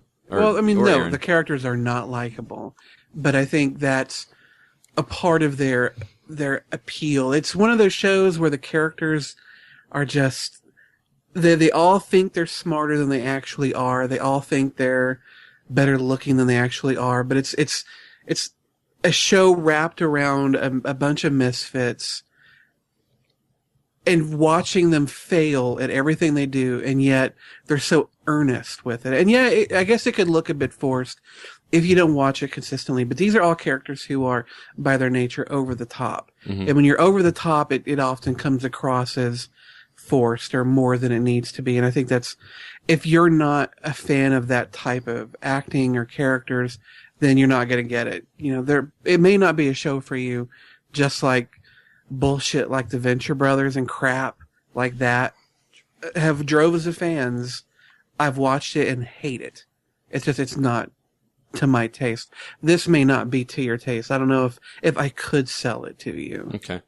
But if you sit down and you watch the first season, watch a couple of episodes, give it a try. But if those episodes just aren't pulling you in, then, no harm, no foul. Not every show has to be for every person. Now, is that when you got to watch in the beginning, or is... I think, if you watch it from the beginning, even though this show is not, a serialized show where every episode builds on the one before, it does build, the characters' arcs over time. There are things referenced in one episode in another. These are their lives, and you're watching them, quote unquote live it. And I think you should watch it from the beginning so that you can see why they are where they are, because they do change over time. Okay. Sorry for the tangent there. I just had to ask somebody. That's all right. I'm just proud that you can say the word tangent. I love that show, though. It is hysterically funny. Well, with that, let's move on to the couch. It's where we talk about the new DVD and Blu-ray releases, which we are getting into the holiday season, so there's a lot more coming out. November 29th, 30 Minutes or Less, which Scott and I both loved. Our Idiot Brother, that's the Paul Rudd movie where he's an idiot. Somebody, a brother, I would imagine. One Day, which is Anne Hathaway in her romantic desperation movie. Another Earth, which is a very artistic, independent movie. 30 Rock Season 5, Smallville Season 10, where he finally puts on the cape and flies around. And then on December 2nd, The Smurfs. Yes, The Smurfs. And Friends with Benefits comes out. I don't know why Friends with Benefits gets a Friday release. Like, it's not a huge movie. But... Wasn't Another Earth the one that we were invited to go see the week after? Yes. When we went to 30 Minutes or Less, we were invited to that premiere, but we didn't go because we weren't available. Can I mention one that you don't have on the list, too? It might have maybe came out last Sure. week. I rewatched Super 8 last night on Blu-ray. That came out this week. Was it this week? Yeah, they mentioned it on the podcast last week. You should probably If you listen. listened. But... I did listen. I still remember that. That's one of those movies that movie is a lot of fun to watch, but it's a lot more fun to watch the first time because you don't know what's going on. But man, the acting is so good in that movie. This kids just really sell that. I really like that movie a lot, but it's not quite as fun to watch the second time. But it's not. Well, I mean, because part of the appeal of it was the suspense of what was going on and that kind of thing. So, Are you guys going to pick up Conan? No. No, I saw it. Once is enough. Once is enough. Too bad. I picked it up. I liked it even better the second time. Did you really? Let me guess, you bought it on Blu-ray? I don't buy fucking standard def. Fuck that shit. Did it come with the free instant stream? Yes, it did. And it was iTunes compatible. Thank you very much. There you go. Congratulations. And it came with some pretty nice supplemental material, too. I was quite surprised that movie got as good as it did with supplemental. Okay. Well, out of all those, Amber, every week we pick one. That would be the purchase of the week. Out of all those, not including Super 8, because we did that last week, what would be your purchase of the week? Probably 30 minutes or less. Sweet. That's a good choice.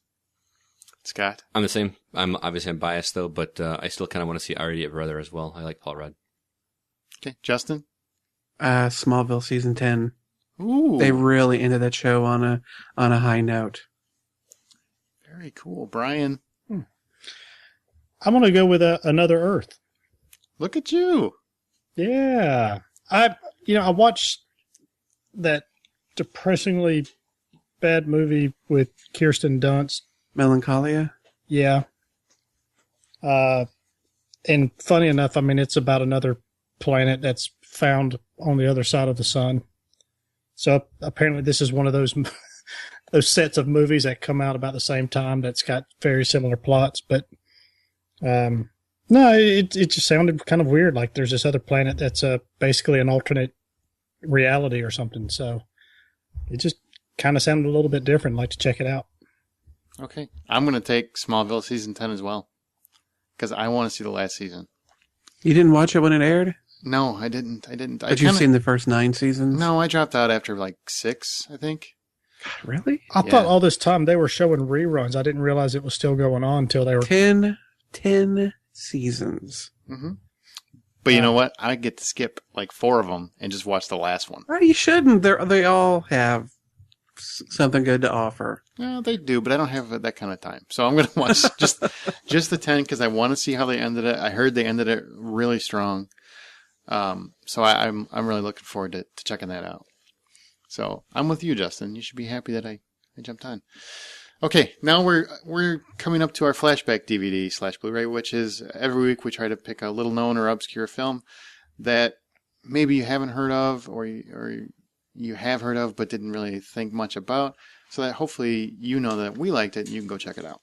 This week, as Amber is our guest host, she is going to be the one that does our flashback. So, Amber, you got 90 seconds. Tell us your movie. Well, I actually chose a date night movie because being an avid listener, aside from Brian and occasionally Justin. It sounds like you guys could use some more time with your wives. So my No, I choice, really don't. I thank you for that. my choice is a Russell Crowe movie that came out in 2006. It's called A Good Year. It was directed by Ridley Scott, and as you can guess, with Gladiator being my favorite movie, they're kind of my favorite combo. The movie is basically Russell Crowe plays Max Skinner, who is a hard-hitting British banker who's very disconnected to his family. His only living relative is his Uncle Henry, who passes away, and he's notified that he is the sole heir of his chateau and vineyard in Provence, France. So he leaves his job figuring he's going to go for a quick short sale. Things go astray. Meets a very nice-looking eye candy girl by the name of Fanny Chanel. She's played by Marion Cotillard, I think I'm saying that correct. Mm-hmm. You know, the movie itself, it's a pretty predictable, mushy love story. It's nothing that you're going to go, oh, wow, I didn't see that coming. The biggest thing about it that I really like, I mean, aside from the fact that I love Russell Crowe and he pretty much can't do anything wrong in my mind. Did you see The Next 3 Days? Shut up. Okay. More so for me, it's the scenery. The movie is just beautiful. You know, the vineyards and the rolling meadows, they just do a fabulous job. I think Ridley Scott had beautiful vision when he chose the location. Mm-hmm. And I also think it's a movie that isn't, you know, as I said about the Ethan Hawke Before Sunrise, I think it's a good movie because it's not too terribly mushy. I don't think a man's going to walk out of it and say, I need to hand in my card. Mm-hmm. So that is my recommendation. I think it's an easy movie. It's not something you got to think too hard about, which I'm sure you guys like. And I think it's a solid flick that probably got overlooked. I've actually seen it. And I'm probably the only other person that's seen it. And I think it's a really good movie. I was actually surprised. Amber mentioned it, and she's like, "Well, do you think it's too popular?" No, because nobody's seen it. It literally made like $15 million when it came out. It was probably one of his biggest flops, but it's a very good movie. It's Ridley Scott. It's very sweet. That's a good choice. Well, thanks. And that'll be nice for you and the little lady, Scott, when you're enjoying your marriage bliss. As he has this scowl on his face. Yes, basically. Wow. Well, Justin, you're sensitive, so why don't you and your wife watch it because you'll enjoy it. Because she fucking hates romantic movies. Really? If it doesn't have bullets flying or, Vin Diesel running around with his shirt off, she's usually not interested. Vin Diesel. I am much more the romantic comedy watcher in our relationship. I'm not surprised by that. No, well, I'm the tentative one. Maybe we can movie party it. I'll watch it with you. Sure, I say like a chick movie and I'm gay, but, you know. No, that's not why. I hate to tell you. You really need to understand why this is. Okay, we're going to move in, and we're going to close out with our From the Outside In topic, which this week, or every week, we like to have a topic that's either comes from our minds or from the minds of our listeners. And this week, because of Twilight, what we thought we'd do is kind of briefly talk about what's lost in translation from books to film. Very often you'll hear people talk about, well, it didn't, it lost this part of the book, or it wasn't very good because it didn't follow the book. What is it about film translations that often gets lost from the book counterparts, from the original source material? I'm thinking like Twilight, Lord of the Rings, Harry Potter, stuff like that. Not little nitpicky things, but what do you guys think is really lost? Amber, you obviously read the Twilight books. What's the first thing that pops in your mind? What is lost in that translation? Like, what do filmmakers forget to care about? Well, I don't know. It's kind of tough to just put it in a general thing. You know, you don't have to specify. Like in the Twilight saga, I personally think that they didn't stress enough how hard Edward tries to stay away from Bella. I don't think they really, like half of the first book is about him trying to stay away from her. And I think it's like 10 minutes in the movie. So I think you miss a lot of that, and you miss a lot of the struggle of how difficult it is for him to not kill her, as I'm sure most men in relationships deal with. Word. But, I just think when you're talking books to film, in my experience, the more general the book is, I'm thinking something like James Patterson, very basic, Along Came a Spider, Kiss the The Girls. Alex Cross books. Yeah, they translate into film well, in my opinion. I don't think you lose too much of that because it's a very basic storyline. There's nothing abstract that you need to comprehend. When you have something that's a little harder, like Lord of the Rings, Harry Potter, you start getting into that, you lose a lot of that mythical thing that you want to go with it. A lot of the whimsiness that you appreciate about the book or the deeper meaning. You lose a lot of that. Well, I think part of the problem is you're trying to condense a book that, takes you upwards of 10, 12, 20 hours to read and crunching that down into 2 hours. It's hard. It's impossible to get every aspect into that. Mm-hmm. Plus, you're going to have people that are going to have that one part of the book or one specific scene or action or something that they liked for some reason that they related to. And, they can't put everything in the movie, so they're going to say, oh, well, it sucked because that one part that really related to me wasn't in it, that kind of thing. So, it's literally impossible to put everything in a book. So that's where I think those that are adapting a book to a script have one of the hardest jobs in Hollywood because, they've got to, take out only the best parts. So. Well, but quite often for me, one of the reasons I hate a lot of, and I can't say hate, that's a strong word. One of the reasons I quite often find book translations into movies not as much fun or as interesting is because they quite often cherry pick scenes thinking, all right, this scene from the book will be good. This scene will be of interest to the readers. This will pull them in. But it's those transitions between those scenes that can quite often get lost. And so a lot of adaptations just seem more like a collection of moments and not one flowing narrative. And I think that's one of the things that Peter Jackson and everybody involved in translating Lord of the Rings into films did so right, is that they didn't cherry pick things so much as they found what is the central most story being told, and let's tell it. And there are tons of things from the books that aren't in the movies, and there are some things that they changed. But I didn't find any of the changes to be off-putting, and I quite often found them that they worked well because it was a film that they were doing and not the books. And in that translation of mediums, you are going to have to make adjustments. And then your biggest failures are usually the ones where they did not make that adjustment or where they left out the smaller bits because they could only focus on the big things. I think that's, as much as I enjoy the Harry Potter movies, sometimes they feel more montagey than they might have needed to have been because they're hitting those high points with so many gaps left between them. Don't you feel, especially in things like Harry Potter, that they do leave a lot out? Well, they have to. But I get that. But how do they handle it? It seems to me that they lose. As somebody that didn't read the books, right?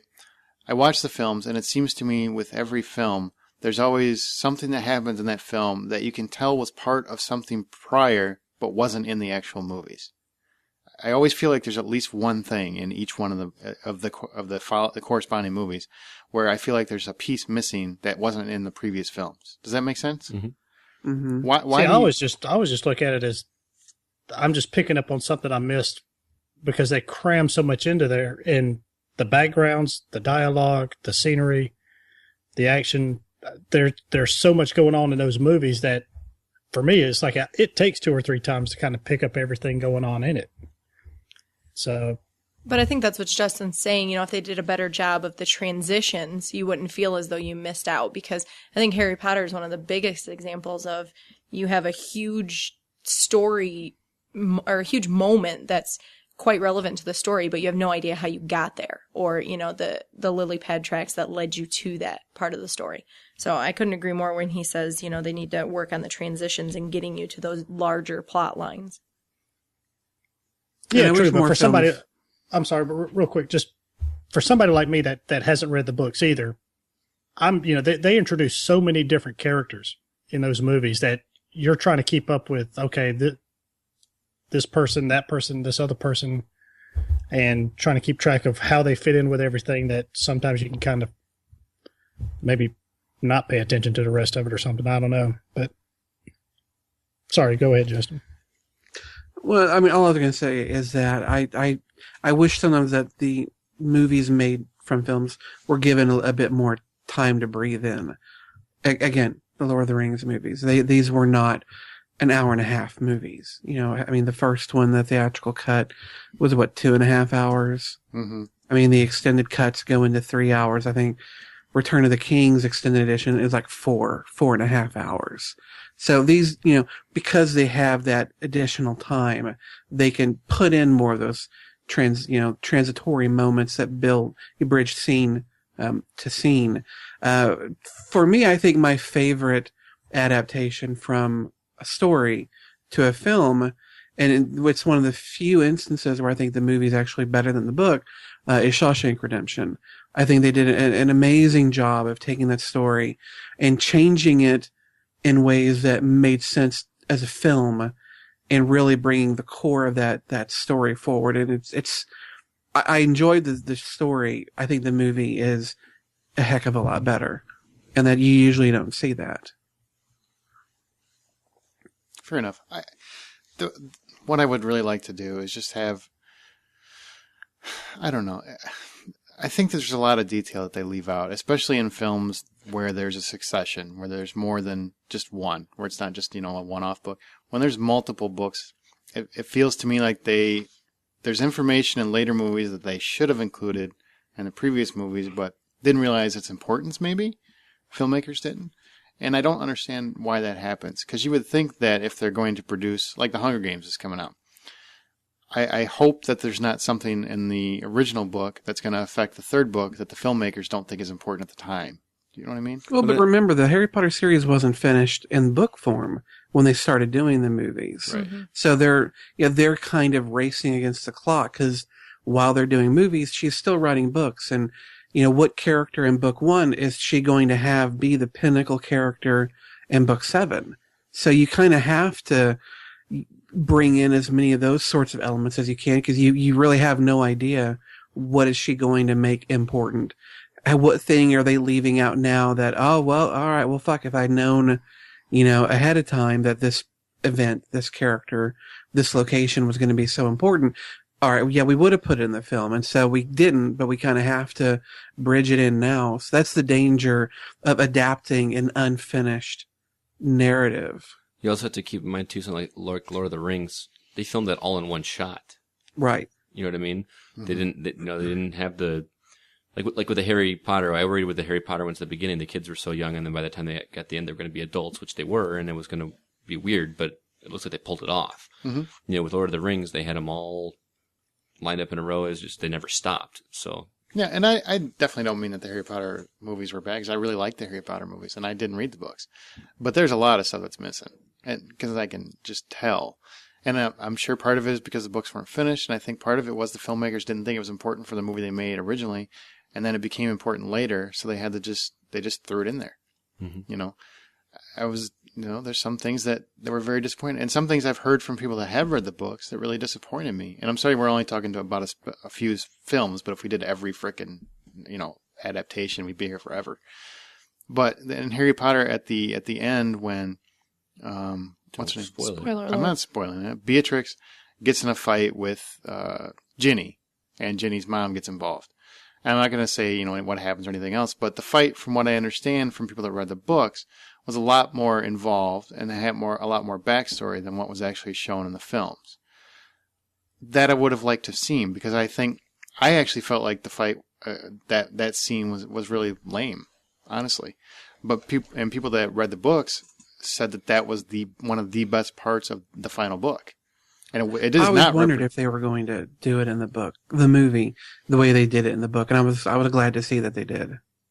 Well, but it was very short, wasn't it? I mean, it was very anticlimactic. It's hard to say without spoiling. I really don't, because the movie just came out on Blu-ray. Well, and again, take this for what it's worth, because I haven't read it or seen it, the seventh one, but they already split it up into 2 frickin' movies. You know what I mean? It was already one book that was stretched out for over 4 hours, You think, but you're saying that the problem is that the fans have is that was one of the pinnacle moments of the story, and they kind of just let that one slide, whereas put a lot more other stuff in it? Yes, it seems to me, because from everybody that I've talked to that actually read the book, that portion of the story was a lot deeper, a lot broader. And I would have liked to have seen that because I felt like I was kind of ripped off in the movie. Mm-hmm. And the movie, I thought it was pretty lame. I just like, oh, okay. You know, it really, there was no emotion. There was no girth to it. It was just very, okay, fair enough. But then everybody I talked to that actually read the book said that was one of the best parts of the book. So I didn't quite understand how they lost that if that was such an important part of the novel. It's just all those little things they have to, you know, put off to the side to make a film. I mean, we are talking draw the about line somewhere. Unfortunately, things are going to get cut. But, you know, there's another novel translated into a movie that I just remembered it, that the movie being, I don't know if I would say it's better. It's certainly more, the film version is much more a part of, you know, our culture than the book is, but that's Blade Runner. You know, the original story, Do Androids Dream of Electric Sheep? It's an okay book. When I read it, I was reading it after having seen Blade Runner, and I was shocked at just how unlike the book and the movie are. And I think that's another instance of they're saying, okay, we're going to make a movie, but we really can't make a movie out of this particular story because it's just not really, I mean, frankly put, it wasn't all that interesting. But if you take the central premise, here's a guy who hunts down androids, and take that idea and take it into a more cinematic direction, it worked a heck of a lot better. The word Blade Runner never featured in the book. I don't even know where they came up with that.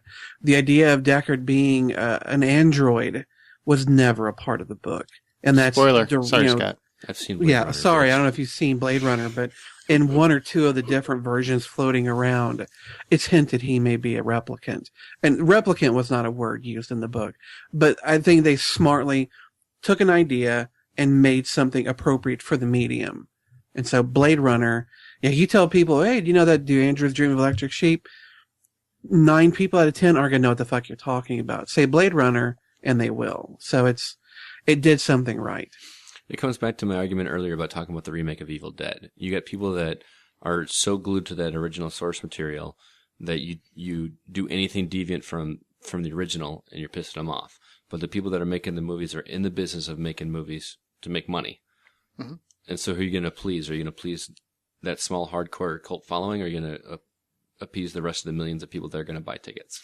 I think that's a very different question, man. I think in certain mediums, sure, that is the clientele. Like Harry Potter, the majority of people that go out, rush out on opening day, and Twilight as well, are people that read those books. Absolutely. Sure. And again, there's people that have jumped on board and whatnot, but those books sell, and the people going and getting their asses in the seats want to see that book they read on the screen. Right. Right, and I but think those people are idiots. You're not going to see that book. That's true. On the screen. Otherwise, it would be a 12-hour fucking movie. Right. They need to have realistic expectations, yes. But I think also having the writer, maintain a certain level of intimacy with the recording of their movie adaptation is also a good idea. I mean, like I've read in numerous spots that Suzanne Collins is very active in the production of The Hunger Games, which makes me even more excited to go see it because I would tend to think that that's her probably most decorated achievement. And she would like for the key moments that she would like to emphasize will ideally be emphasized on screen. Oh, really? So yeah, I can understand that. But there's a certain part of me, though, that wants to hesitate a little bit at the creator of the original material being... I say this as a writer. I enjoy writing. It's what I'm trying to make a career out of. It's what I know. I know fuck all about making a movie.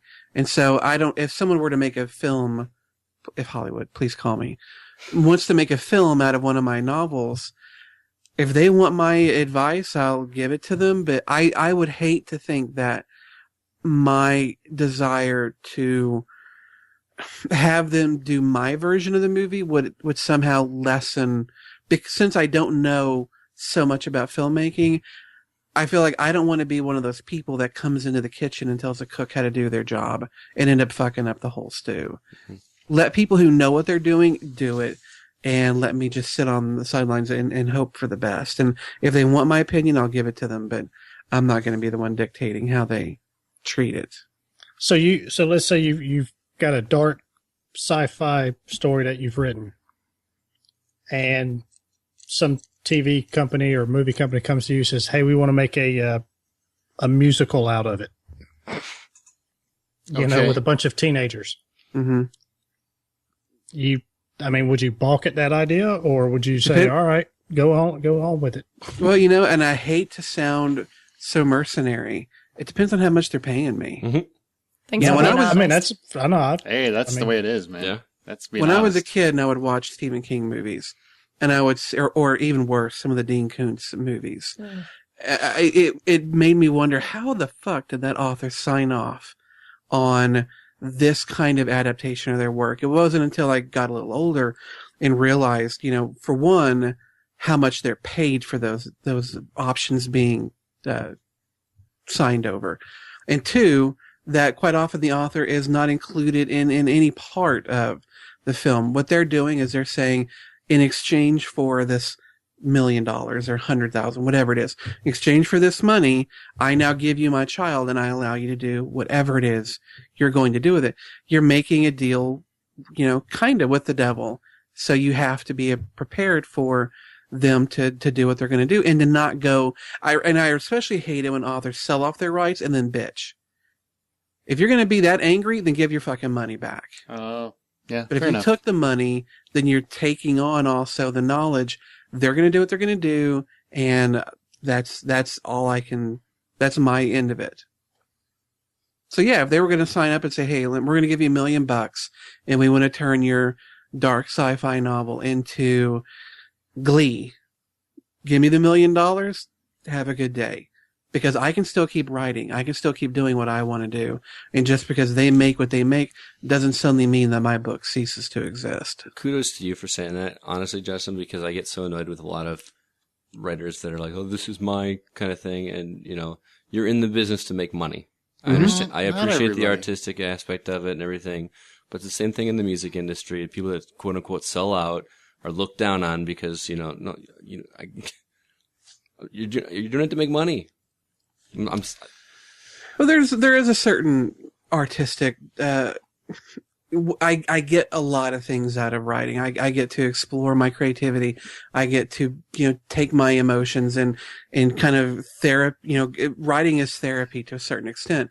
But at the end of the day, I want to make a living out of it. Mm-hmm. And if I want to make a living, then that means I have to have a certain distance between myself and my work. And there's nothing I hate more than an artist of any stripe who is so precious with their art that they don't want people to look at it, or they don't want people to comment on it, or, you know, they hold it so close that they're strangling it. Mm-hmm. I personally believe art is best when art is shared. And when I write, I quite often include people in every step of the process, whether it's, you know, doing roundtable discussions over, you know, brainstorming just the outline. And then when I'm done and I finish my first edit, I send it out to people. I'm like, all right, read it. Tell me what you think. What did I do right? What did I do wrong? Because quite often you're too close to it to see the flaws and the cracks in it. You need other people to be a part of the process. That goes into translating it into a whole other medium. You know, that's one of the things that I think George Lucas, and I don't want to get in a whole rant on that, he needs no men around him. He has got far too many yes men around him. And you need people who are going to challenge you. If you don't have people challenging you, your art is going to stagnate. I'll take the job. I have no problem saying no. I just want people to pay me $1 million to option my stuff. I'd be over the moon and you could do whatever you wanted to out of it. That was translating books to film. I want to thank everybody for coming to the podcast. Thank you, Amber, for guesting. Thank you for having me. Absolutely. Scott, thanks Yes, for ditching school, or school ditched you, whichever happened. School was out tonight. For summer? For fall? Took it before I could. Sorry. It's too easy. Alice Cooper references are awesome. In 1979 they are. When that shirt was made. All right. Justin, thanks for being here. It's always a pleasure being here, man. And I love doing your show. Aw, we love you too. And Brian, well, thanks for coming. Yeah. It is, when you listen to this, it'll probably already be past, but I hope everyone had a great Thanksgiving. And just want to remind everyone that you can find us at thehollywoodoutsiders.com. That's thehollywoodoutsiders.com. You can find us on Facebook at facebook.com/thehollywoodoutsiders. You can subscribe to the Hollywood Outsider podcast via iTunes or Stitcher Radio. That's you download a Stitcher app, give us a thumbs up, and that helps build our repertoire. You can email us if you wanted to suggest anything for a flashback, a Stump the Hoe question, because obviously you can do better than Scott Clark. And that would be at feedback@thehollywoodoutsiders.com. That's feedback@thehollywoodoutsiders.com. And I want to apologize. We just like to make fun of Scott. Apparently. If you saw his shirt, you'd understand. You can also find us on Twitter at @H_outsider. With that, remember the next time you go to a theater, make sure you buy popcorn.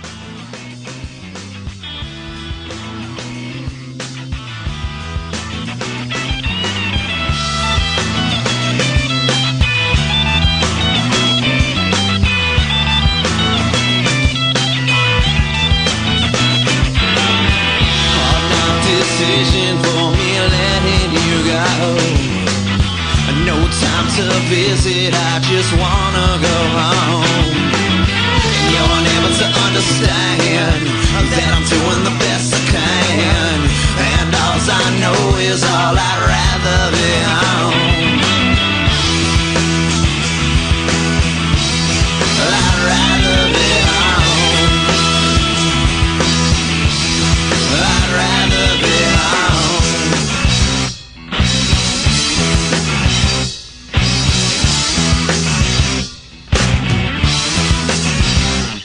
I got 2 turntables and a microphone. Where it's at. I've never been here before. Can you do like a testing thing?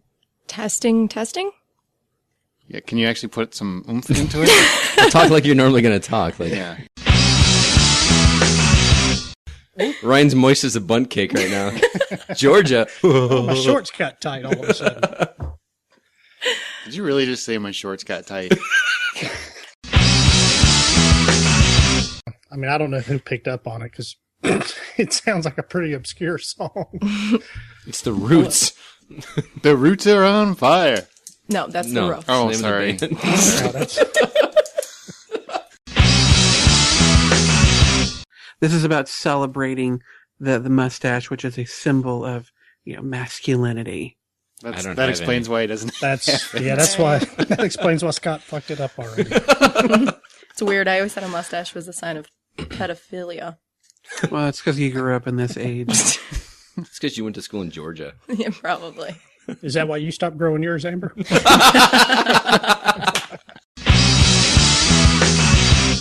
Okay, are you done? That's kind of the point of a flashback, is a movie that you may not have heard of, or you want to recommend. I was actually talking about my 3 favorite movies. I don't want you to judge me. Yeah, welcome to the podcast, Scott.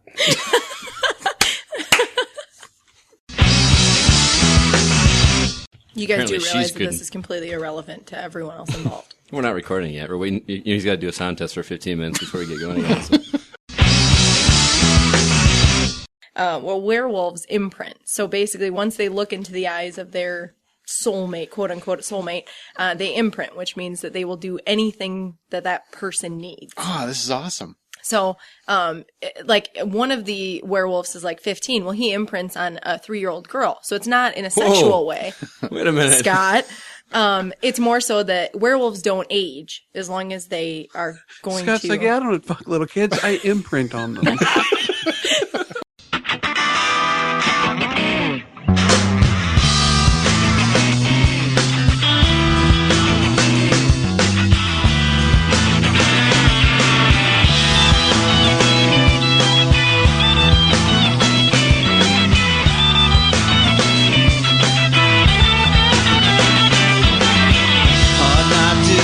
For me letting you go. No time to visit, I just wanna go home. You're unable to understand that I'm doing the best I can, and all I know is all I